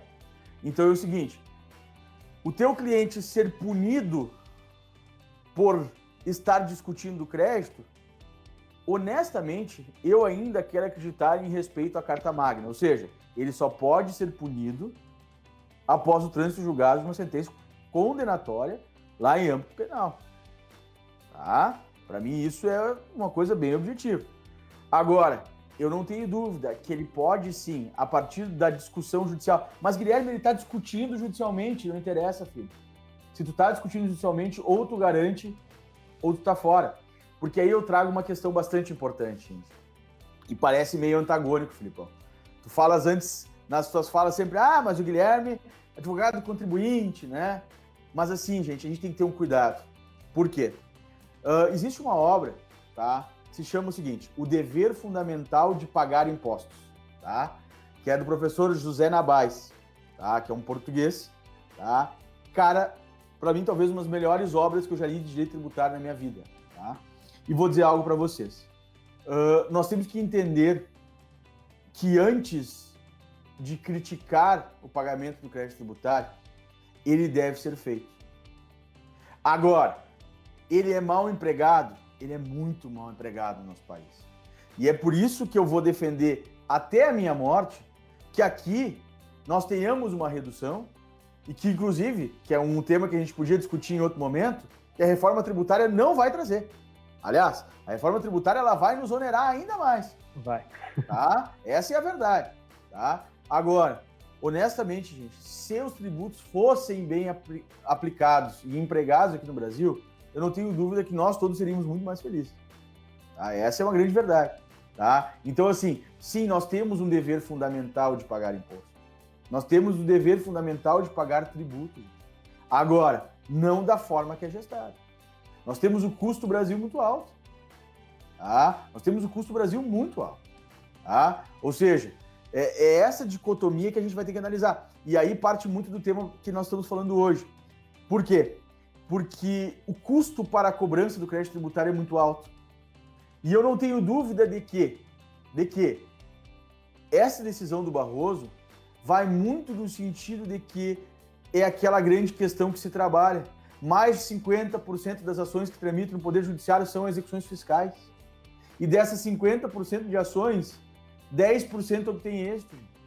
Ou seja, nós estamos falando de que as execuções fiscais, ou seja, a forma de cobrança do crédito tributário, ela não atinge o seu fim. Né? E automaticamente, nós temos que pensar por um lado. E eu nunca vou me esquecer o seguinte, eu estava palestrando há meio ano atrás com um professor que é procurador do Estado, o professor Max Miller. E eu vinha batendo na história de não pagar tributo, que a reforma tributária é um absurdo. Aí ele olhou para mim e disse assim, Guilherme, tu que não quer um respirador se tu precisar no hospital? Para tu ter respirador eu preciso ter din-din. E eu só vou ter din-din. Gente, pelo amor de Deus, eu não vou entrar na seara política, tá? Eu tenho... Tá? Não quero isso, pelo amor de Deus, tá? Mas, para que tu tenha respirador, tu precisa ter din-din. Ou seja, tu precisa ter arrecadação. E, portanto, eu acho, Filipão, voltando ao tema central que nós estamos aqui, muito dessa decisão foi no sentido seguinte, vamos pagar tributo. Vamos pagar tributo porque nós precisamos ter arrecadação. Foi mais a título de defesa de orçamento público aquela decisão do que no sentido de penalizar. Mas, claro, a gente sabe que ela não está sendo utilizada dessa forma e, aliás, estamos colhendo efeitos amplamente negativos. Tá? E me permitem aqui, deixa eu fazer só responder uma pergunta, tá, Wagner? Eu vou fazer o meu papel aqui, tá? Vamos lá. A Paula Pereira perguntou o seguinte: quanto protesto a dívida ativa do CPF CNPJ? Ainda assim consegui parcelar. Só não sei como fica para dar baixa no protesto. Só depois da última parcela, quanto tempo para dar a baixa? Paula, olha só. Aí vem a questão. Bem objetiva e bem clara para ti, saindo um pouco do nosso foco da nossa palestra de hoje, nossa conversa aqui de hoje. Paula, quando tu faz o parcelamento, me parece que tu fez uma inovação e reconhecimento da tua dívida, ou seja, o protesto tem que ser baixado, tá? E quem é que baixa esse protesto? É o ente que te protestou, só que ele vai te exigir o pagamento de uma guia, tá? Por exemplo, no estado, tu vai entrar no site lá, tu vai emitir a guiazinha, paga a guia e eles vão baixar, tá? Ou seja, a partir do reconhecimento que você adere à legislação do parcelamento, você tem direito a baixa, tá bom, Paulo? Tá, ô bonitão, tá contigo de novo. Qual dos dois agora? Os dois olharam, viu? Falou bonitão, eu sabia que não era comigo, é o professor Felipe. Eu logo imaginei, é o professor Felipe, né? Eu não fico quieto aqui, não é comigo. Eu só olhei para ver quem era o bonito, na verdade. Eu pensei, quero ver esse cara bonito aí. Alguém se acusa, né, tchê? Não, olha só. Mas essa questão que a gente vai falando agora, eu lembro que o protagonismo era do estado de Santa Catarina. Óbvio que talvez o amparo, o empenho que se imaginava em cima daquela decisão, ele acaba até sendo mitigado, acho, penso assim, nesses últimos tempos, em razão do contexto pandêmico. A questão é como ele vai ser visto logo após, porque, como bem disseste, professor Guilherme, não adianta. Se eu quero respirador, se eu preciso ampliar leito de UTI, se eu preciso equipar hospital, se eu preciso fazer N situações, socorrer com alguns créditos aqui, créditos ali, se eu preciso fazer um auxílio emergencial, e eu tenho que ter recursos para fazer tudo isso, né? E a questão é a seguinte: como vai se dar isso ali na frente? Independente de governo, independente de quem vai comandar, vai precisar de dinheiro em caixa. E a que preço vai ser isso? Assim, no preço de uma coerção maior, será? No preço de uma coerção que eu digo agora, criminalizando de uma forma... Aliás, criminalizado já era, né? Mas, digamos assim, de levar ao fim e ao cabo isso, né? E como vai se acontecer? Como isso vai se suceder? Essa questão, e aí eu vou reportar aqui ao professor Felipe, a gente sabe no direito penal que no direito penal tu é nascido e criado no sentido de que tu vai ter que te defender de uma acusação clara, cristalina, límpida. Se não for assim, tu já vai dizer, não dá. E o problema que eu vejo aqui é o seguinte: como que eles vão fazer essa avaliação, se é que vão fazer, ou se eu, advogado, o novo advogado, como bem disse o professor, é que vou ter que demonstrar que, peraí, ao contrário do que estão dizendo, eu não sou contumaz. Eu fui contumaz por quê? Porque eu fiquei o ano de 2020 inteiro sem fazer o pagamento do imposto? Mas espera lá, cara pálida, o que é o ano de 2020 para ti? Muitas pessoas nem falam mais ano passado, né? A gente diz ano passado quando é de 2019. Vocês já repararam que a gente apagou o ano da mente? Ano passado, 2019. Não. Ano passado era 2020, meu cara. A gente já até apagou porque não existiu, não rendeu, não deu fruto, digamos assim, né? E aí a questão é, peraí, eu sou contumaz, eu fiquei 2020 inteiro sem pagar? Como avaliar isso, né? Professor, é um problema, né? É um problema isso que tem que ser avalizado como a gente tem colocado aqui nessa live, caso concreto, né? E é evidente que a inexigibilidade de conduta adversa no ano passado, ela é uma tese possível, tendo em vista as condições mundiais e notórias, né? É notório. Então, eu acho que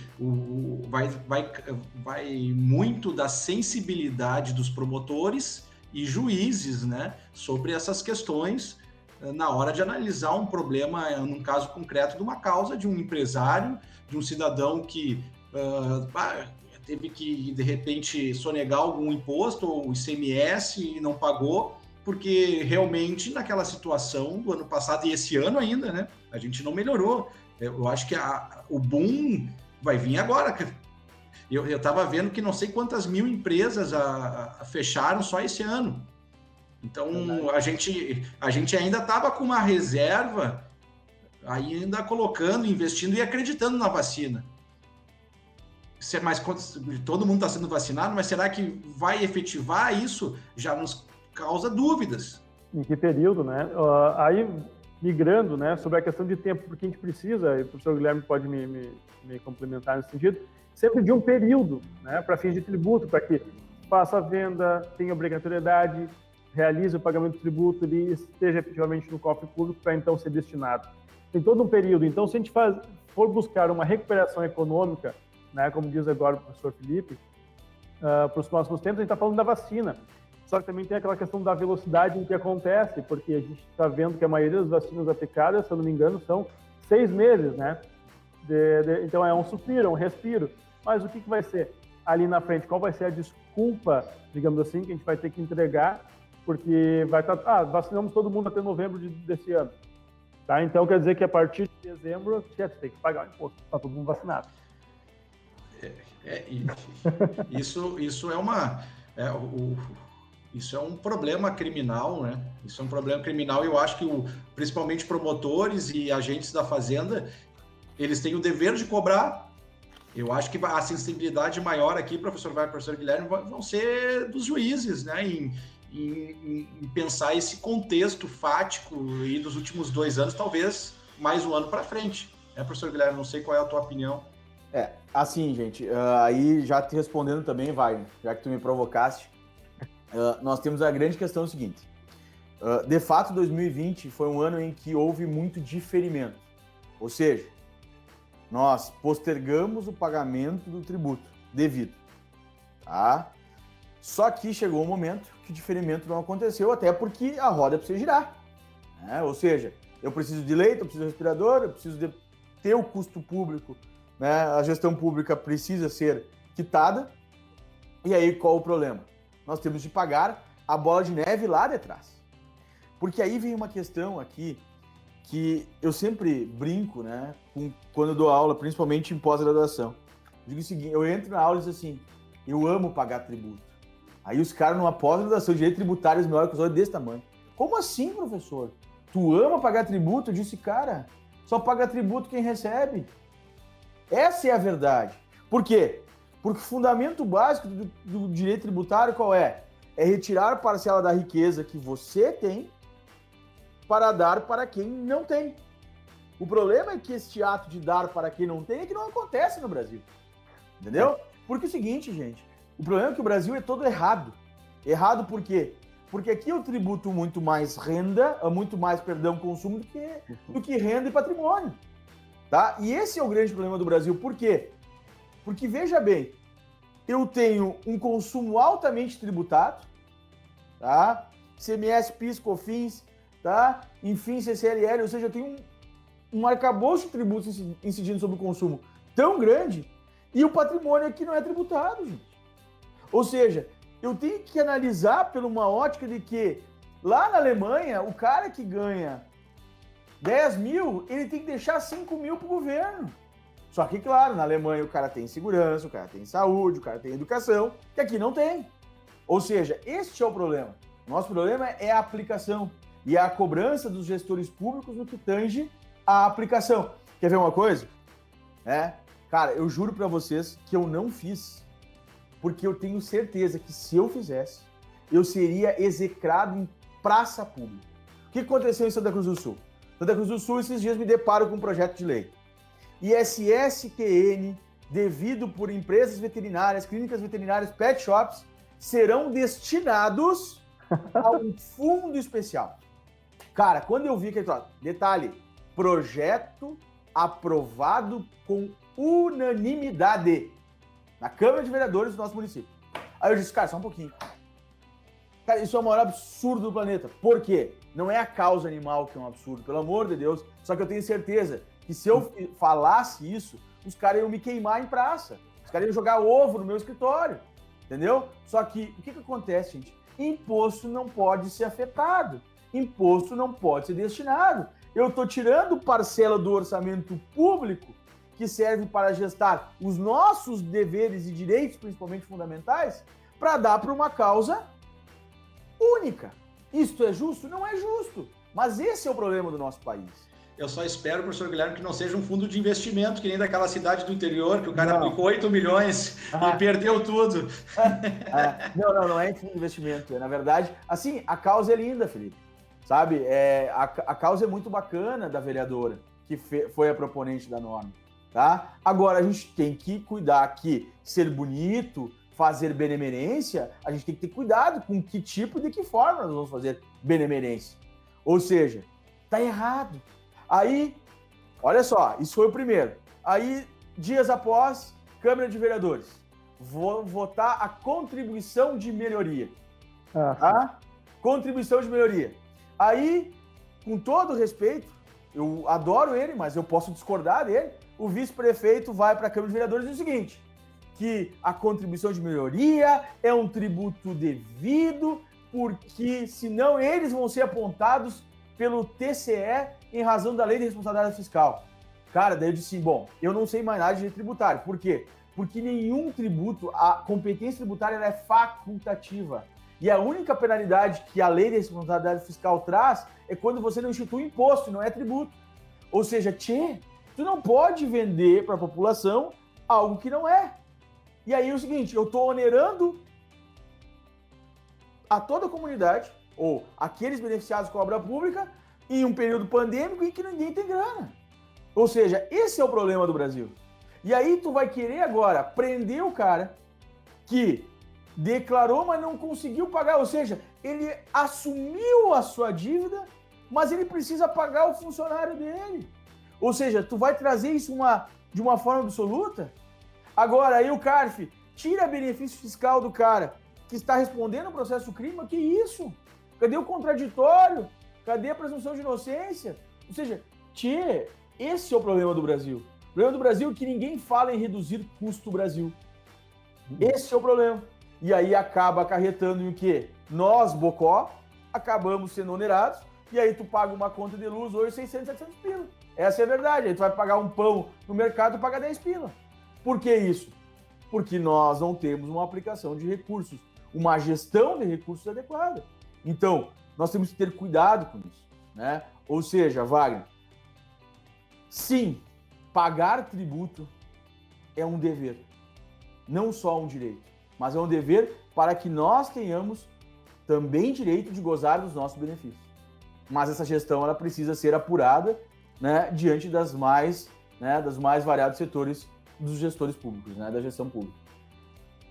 Retomar ali uma questão que o professor comentou, que ontem eu dava aula para a turma de introdução ao direito, né, no curso de administração e contábeis aqui da Faculdade Roberto, e aí nós falamos sobre o evento de hoje e tudo mais, e em certo ponto eu perguntei para eles, gente, vocês acham quem vocês imaginam que paga mais tributo? O rico, né, o cara que ganha bem, ou o pobre? E eles, óbvio, né, responderam que era o rico. Eu disse, tá aí, proporcionalmente falando, e vem bem ao encontro que tu disseste, professor Guilherme, a questão de que nossa tributação está focada no consumo, né? A gente está ali muito no consumo, então se pessoa que ganha menos, né, em detrimento do professor Guilherme, pessoa que ganha muito mais, a título de exemplo, né, vou lá e consumo a mesma coisa, a mesma gasolina, o mesmo arroz, o mesmo feijão, enfim, e pago o mesmo preço, e pago a mesma quantidade de tributo e ganho muito menos, é óbvio que eu estou sendo onerado em demasia, por assim dizer, já que, enquanto isso, a gente fica esperando, inclusive, aí me perguntaram o que era o IGF, e eu fiquei pensando, pô, e agora eu explico, porque eles vão dizer, tá, mas isso aí existe, professor? Não, imagina a terra do Peter Pan, é mais ou menos esse IGF, a gente está esperando por ele, né, até agora não sabe quando vem, como é que não vem, né, e daqui a pouco é o que está fazendo falta também, até para a gente começar, não digo regularizar, mas praticamente moralizar, quem sabe, esse sistema de tributo, professor Guilherme. Será que isso ajudaria nesse sentido também? Seria um pontapé inicial para a gente poder... A criação do IGF? A criação de realmente fazer valer, né? Assim, ó, Wagner, eu te confesso que as coisas não são tão simples quanto parecem, tá? E aí eu volto a dizer, do nada adianta nós mexermos no nosso sistema tributário se nós não gestarmos, né, se nós não tivermos uma gestão de ambiente público. O ambiente público é muito caro e, portanto, porque é o seguinte, ó, é a conta de padeiro, com todo o respeito aos padeiros, tá? Mas é aquela conta básica, tá? Gente, olha só, se eu gasto 10, eu preciso arrecadar 10. Se eu gasto 15, eu preciso arrecadar 15. Ou seja, o grande problema do Brasil é o seguinte, que eu gasto infinitamente a mais do que eu deveria e eu tenho que arrecadar também a mais do que eu deveria. Ou seja, eu não vou conseguir falar em uma reforma tributária definitiva, enfim, bacana, se eu não consigo ter esse ajuste dentro da gestão pública. Ou seja, eu tenho que fazer essa conta simplória, né? Ou seja, quanto eu gasto, quanto eu preciso. Essa é uma conta, e uma conta, me desculpa, mas é uma conta muito simples de ser feita. Só que isso eu não tenho no Brasil. E aí, sabe o que mais me irrita, Wagner? É o seguinte, eu não tenho como falar em gestão adequada quando eu fico observando foguetes para emendas parlamentares. Verdade. Emenda parlamentar, o dinheiro é meu, cara. Aí eu vejo, com todos os deputados dizendo, eu trouxe 2 milhões para Santa Cruz. Tá, esse dinheiro é meu, cara. Obrigação. É tua obrigação, meu. Então, assim, esse é o problema, entendeu? Então, assim, criar o IGF, sim, eu acho que o IGF tinha que ser criado, respeitando alguns parâmetros. Eu acho que tributar o ITCD de forma mais valorada do que é hoje, sem sombra de dúvida. Gente, Estados Unidos parametriza ITCD, que é o Imposto de Transmissão, quando alguém morre e transmite os bens, tá, gente? Transmite em 40%, aqui no Brasil é 4%, 6%. ITBI aqui 2,5%. Ou seja, nós temos uma tributação totalmente ao contrário aqui no nosso país. Então, assim, criar o imposto sobre grandes fortunas vai resolver? Não resolve, vai. Vou ser bem prático, não resolve o nosso problema. Nosso problema é de gestão. Eu só vou conseguir resolver o problema do país começando pela gestão. Se eu não tiver gestão, se eu tiver dinheiro sendo jogado aos ralos, como acontece, a gente sabe, não vai mudar nada. Esse é o grande detalhe, né? E aí, aqui já respondendo, porque agora eu tô ligado, né? Tá ligado? Tô ligado nas dúvidas aqui, né? A Joyce Moore, que foi minha aluna, a Joyce, né? Ainda, veja só, Joyce, foste minha aluna em 2017, tá? Eu acho que foi minha aluna, sim, tenho quase certeza, tá? O que tu coloca? O processo judicial tributário acontece há longos anos e geralmente beneficia grandes empresas. Não seria de se colocar em dia os tributos que retornam ao povo e nesse viés fazer valer condenações de quem desvia valores? Bom, Joyce, nós temos algumas questões aqui que são importantes. Primeiro, o processo é longo porque o sistema permite. Ponto. Tá? Por que as grandes empresas conseguem postergar ou discutir por muito tempo? Porque tem bons advogados trabalhando para eles. Então é mérito do advogado. Honestamente aqui, tá? O sistema é assim e propicia isso. Agora é o seguinte, Joyce, aí eu vou te responder o seguinte. Por que também a recuperação do crédito mal pago, pago indevidamente, demora muito? Porque, veja bem, eu também quero o contrário, Joyce. Se o processo de execução fiscal dura 10 anos, por que a ação, Joyce, a ação de exclusão do ICMS à base de cálculo do PIS e COFINS, aonde tranquilamente não é devido, é inconstitucional, levou mais de 15 anos para ser julgado? Ou seja, é dinheiro que eu poderia usar na minha empresa para ter capital. Então, assim, a gente tem que ter um cuidado às vezes. O processo de execução fiscal dura muito. Sim, dura muito. Até porque a fazenda tem prazo em dobro. Tá? Então, assim, nós temos que ter cuidado. Tá? A fazenda tem inúmeras regalias profissionais processuais que eu não tenho. E essa é uma verdade. Então, assim, sim, tem empresas que são maledicentes, que se usam no processo para postergar, enfim. Mas, gente, no direito tributário tudo é muito tênue, é muito apertadinho, gente. Qual o grande problema do direito tributário? É que hoje tu não faz nada sem garantia. O STJ tem cada vez mais limitado as questões de garantias processuais para quem quer discutir crédito tributário que você acha indevido. Ou seja, é complexo nós afirmarmos que a falta de pagamento de tributo enseja problemas econômicos no nosso país. A gente tem que cuidar com isso. Por quê? Porque tem o outro lado. E o outro lado também é um pouco contrário a um devido processo legal. Tá? Então é isso que a gente tem que ter cuidado. É complexo o assunto. Eu digo assim, o assunto ele é tão complexo, eu costumo falar aos meus alunos que pensar enlouquece. Encerro dizendo, pensem nisso. E é bem isso quando a gente fala de sistema tributário, quando a gente fala de reforma tributária, por exemplo, né? Ontem eu propus esse debate para os alunos, né? De repensarem um sistema que eles acreditassem que poderia fazer diferença, que poderia modificar isso.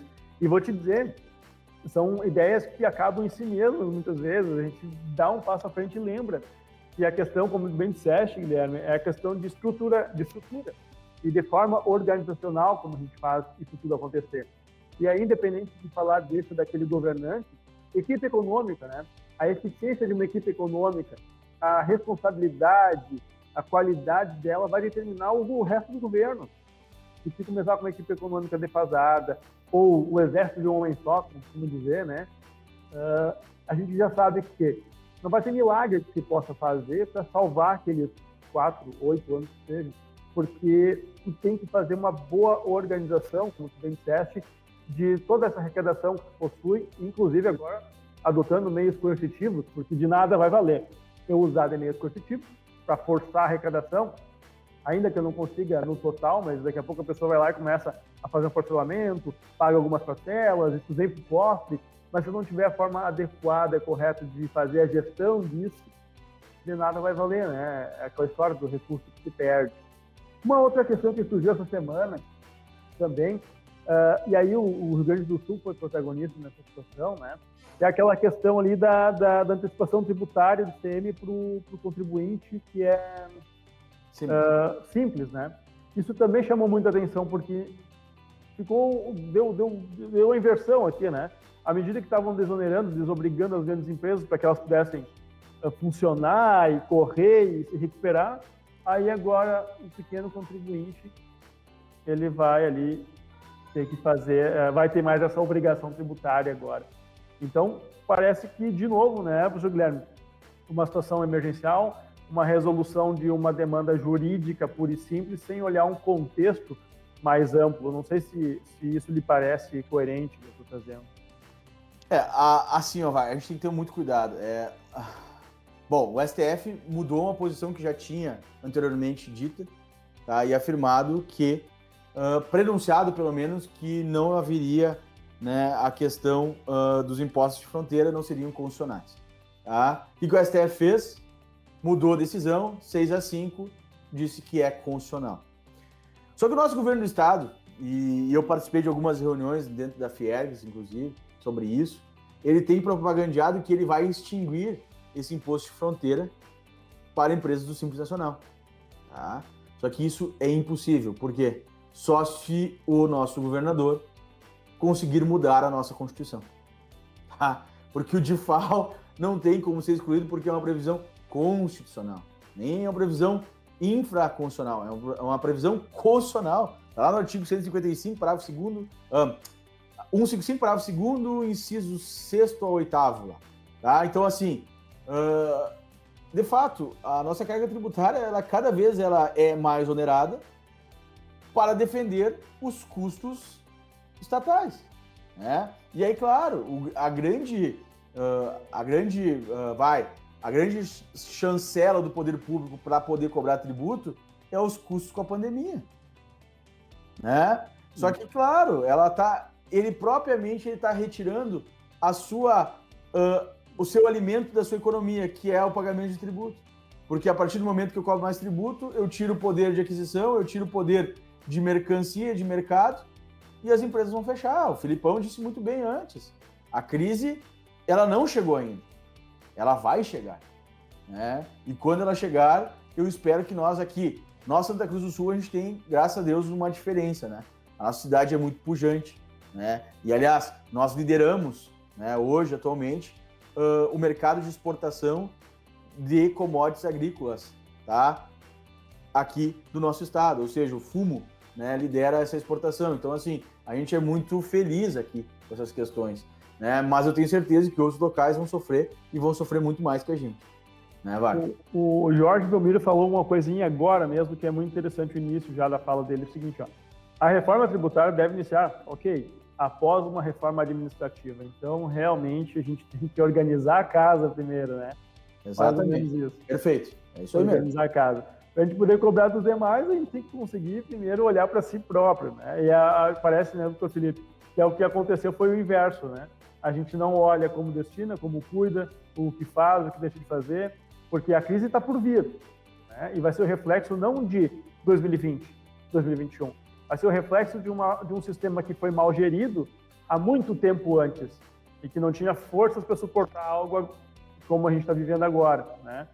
E aí eu vou lá e eu vou lá e torno o poder coercitivo uma força principal, trago ela à frente de outros para forçar. Ou seja, parece que eu estou jogando para o contribuinte a minha irresponsabilidade enquanto agente administrativo. Não sei se isso soa coerente para os senhores. Eu acredito que sim, né? Faz parte já desde, né, para nós do penal, essa mudança de menos social e mais punitivismo, né? Desde lá da teoria do etiquetamento, lá das janelas quebradas, da criminologia, a gente vê que há a partir dos anos 70, principalmente nos Estados Unidos, né? Foi um estado muito voltado para o social nos anos 40, 50, 60, nos anos 70 tem uma modificação no pensamento e acaba punindo o mais fraco. Como punir mais, em vez de a gente investir mais. O próprio vice-presidente Mourão, ele deu uma declaração, até fiquei surpreso com a declaração dele, dizendo, olha, só vai a polícia lá né, tem aquela questão da operação lá no Rio de Janeiro, né, não vai o Estado. E isso é dinheiro, isso é imposto, e por isso que é bom pagar imposto, como referiu o professor Guilherme.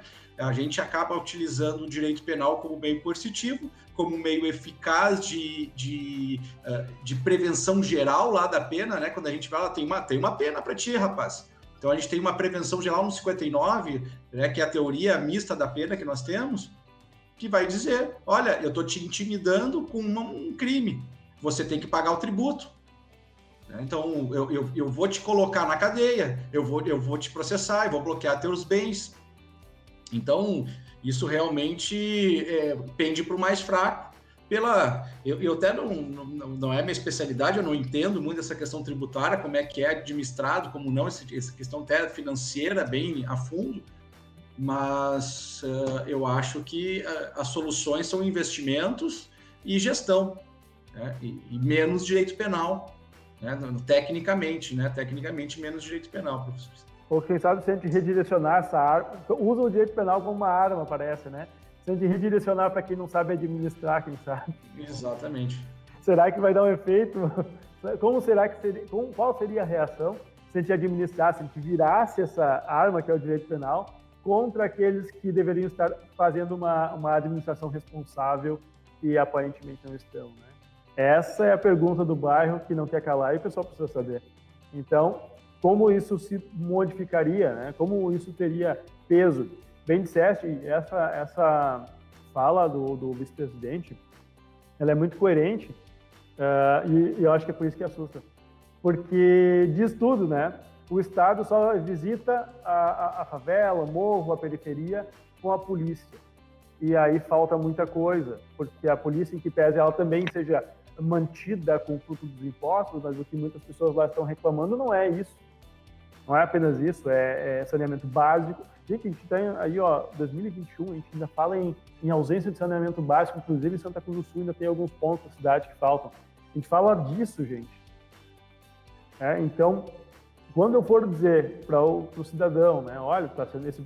Porque o cliente vai te procurar e vai dizer, olha, está sendo processado por aquele imposto X lá que tu destacou, mas não fez o recolhimento, não pagou. Ele vai dizer, pô, mas o pessoal me cobra isso, e eu ando lá naquele lamaçal de água suja, que não tem nada lá, que eu não sei nem da onde sai aquilo, e as crianças do bairro estão assim, estão assadas. Então, fica até vergonhoso, às vezes, a gente dizer, ter que explicar isso para um cliente, olha, é o Estado, manda quem pode, obedece quem tem juízo. É complicado, a gente se sente numa situação muito desconfortável, né? Quando tem que fazer esse trabalho. Eu acho que o professor Felipe também se sente assim, né, professor? A gente tem que fazer isso e dizer, a gente vai lutar, a gente vai tentar demonstrar o que tu tem a dizer, mas é o Estado, né? Ele tem todo um aparato e esse aparato, nesse momento, está voltado contra a tua pessoa, contra a tua empresa. Isso é muito complexo. Senhores, eu quero, já iniciando aqui os agradecimentos, né, para vocês, por terem prontamente recebido aí esse convite direto. O professor Guilherme disse, olha, peraí, eu tenho que olhar minha agenda aqui. Eu tinha passado, acho, uma data errada, ou foi o professor Felipe. E aí eles, não, peraí, no dia 15 eu posso. Mas eu ainda avisei, é um sábado pela manhã. Não, vem comigo. O professor Felipe também, direto, disse, olha, eu vou com gosto, né? A gente sabe desse carinho que vocês têm, não só pela instituição, né, a Faculdade Dom Alberto, mas pelos alunos aqui, que acompanham vocês em redes sociais e tudo mais, enfim. E eu percebi que foi uma alegria deles a partir do momento que a gente foi anunciando quem eram os convidados. Essa satisfação foi muito grande. Então, eu quero aqui agradecer imensamente por terem aceito esse convite, né, por terem vindo para esse bate-papo aqui, digamos assim, porque é uma forma um pouco mais descolada, mas verdades precisam ser ditas, o óbvio precisa ser dito, né, professor Guilherme? E a gente às vezes faz isso com leveza nesse papo entre amigos. Então, muito obrigado aí, professor Guilherme, professor Felipe.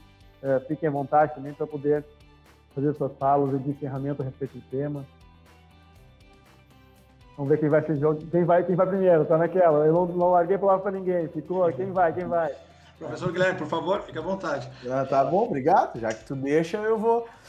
Gente, então, Wagner, obrigado pelo carinho, pelo convite, né? Como reiterei no início, para mim é uma satisfação sempre retornar ao Dom Alberto. Eu, particularmente, tenho um carinho, como já referi anteriormente, muito grande pelo Dom Alberto. E, acima de tudo, as boas lembranças com os alunos, né? Porque eu costumo dizer que dos alunos eu retirei os grandes exemplos, né? Um dos grandes exemplos da minha vida, né? Em suas humildades, nas suas batalhas, né? Na sua forma de conduzir a vida.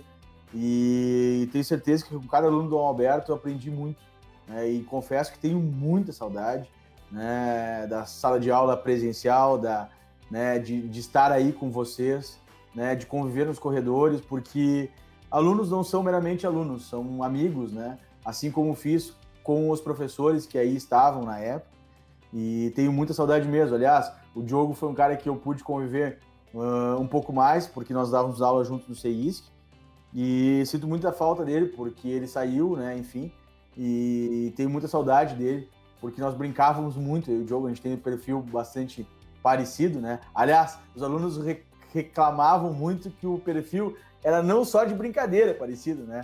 Também de aplicação de prova, né? Aquelas ideias todas mirabolantes de ordem alfabética, etc, etc. Mas, enfim, tenho muita saudade de vocês, queridos alunos do Dom Alberto. E, gente, estou à disposição de vocês para o que vocês quiserem, para o que vocês precisarem. Wagner, estou à disposição de ti, quando tu quiser aí, só me chamar, que vai ser um prazer estar ao lado de vocês mais uma vez. Obrigado, gente, pelo carinho. Obrigado, Filipão, por estar dividindo contigo mais uma vez, né? Hoje não em processo, mas sim, né, aqui nesse bate-papo informal, estar dividindo contigo, para mim, sempre é um aprendizado, sempre é um prazer te ver, grande amigo que fiz, né, durante essa trajetória de Dom Alberto. Quero deixar um beijo para vocês, portanto, colegas do Dom Alberto, Wagner, um grande abraço, Filipão, um grande abraço e um bom fim de semana para vocês. Obrigado. Professor Felipe. Professores, na mesma vibe aqui, né, do professor Guilherme também.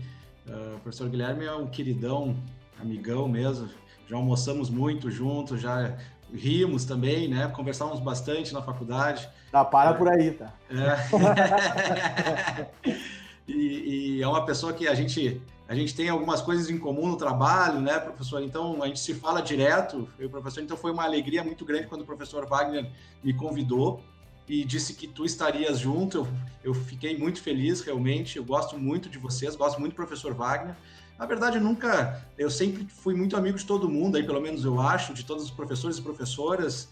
Eu achava muito legal o momento de ir para a sala dos professores, ali tu conversava com os professores das outras áreas, eu tive amigos também da administração, muito legal. Então, realmente, a Dom Alberto, né, tá no meu coração, eu falei isso no início, é uma faculdade realmente que as pessoas devem procurar estar, porque como didática, como seriedade de trabalho, como professores qualificados, né? Vejamos aqui, né, o professor Wagner, né, trazendo a oportunidade, né, para os alunos, pessoas diferentes, né, tá pensando nisso, né, de trazer outras didáticas, outros de reencontro também, né? Então, isso me torna muito feliz por esse convite, não tinha como não aceitar, eu ia abrir mão de qualquer compromisso, e tendo em vista essa lembrança, né, e a felicidade desse convite. Então, também agradeço a coordenação do curso, na pessoa também do professor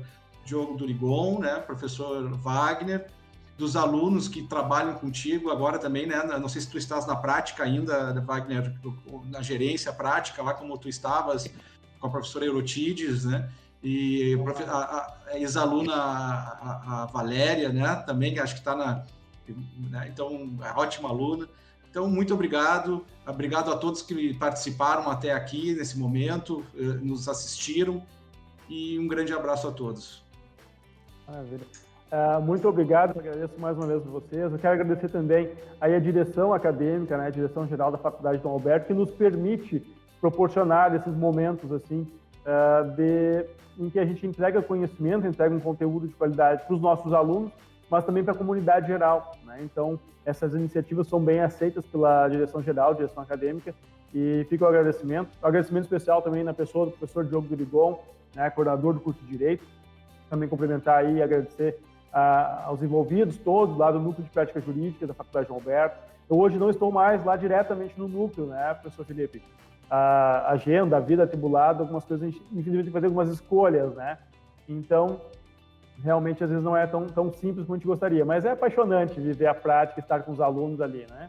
Então, um agradecimento especial ao professor Erotides, professor Alexandra, a Emerly, né, a Valéria, essa galera que dá um suporte fantástico para que tudo isso aqui possa acontecer, né? E, claro, ao serviço de tecnologia da informação da Faculdade do Alberto, na pessoa do Diogo Félix.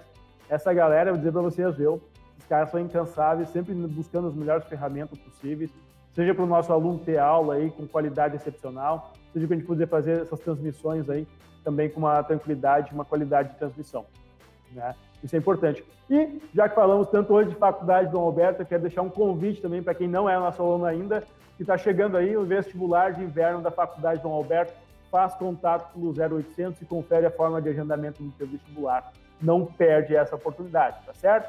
Vem fazer mais e fazer diferença. Uma questão também, finalizando com os alunos de estágio e alunos de graduação da Dom Alberto, que querem fazer uso das horas complementares deste evento, vai no teu e-mail institucional e confere lá, tem um formulário, tá? Então você preenche esse formulário de inscrição e preenche ali algumas questões sobre o evento para validar estas horas complementares também, tá certo? Meus caros, um prazer inenarrável, uma hemorragia de prazer estar na companhia de vocês, tá? Foi realmente muito gratificante. E da mesma forma, saibam que aquilo que me for possível, estou também à disposição dos senhores sempre que precisarem, tá? E fico feliz em saber que posso contar com vocês em outras oportunidades também. Então, aquele grande abraço para vocês, para suas famílias, um excelente final de semana, um abraço. Valeu, beijo a vocês.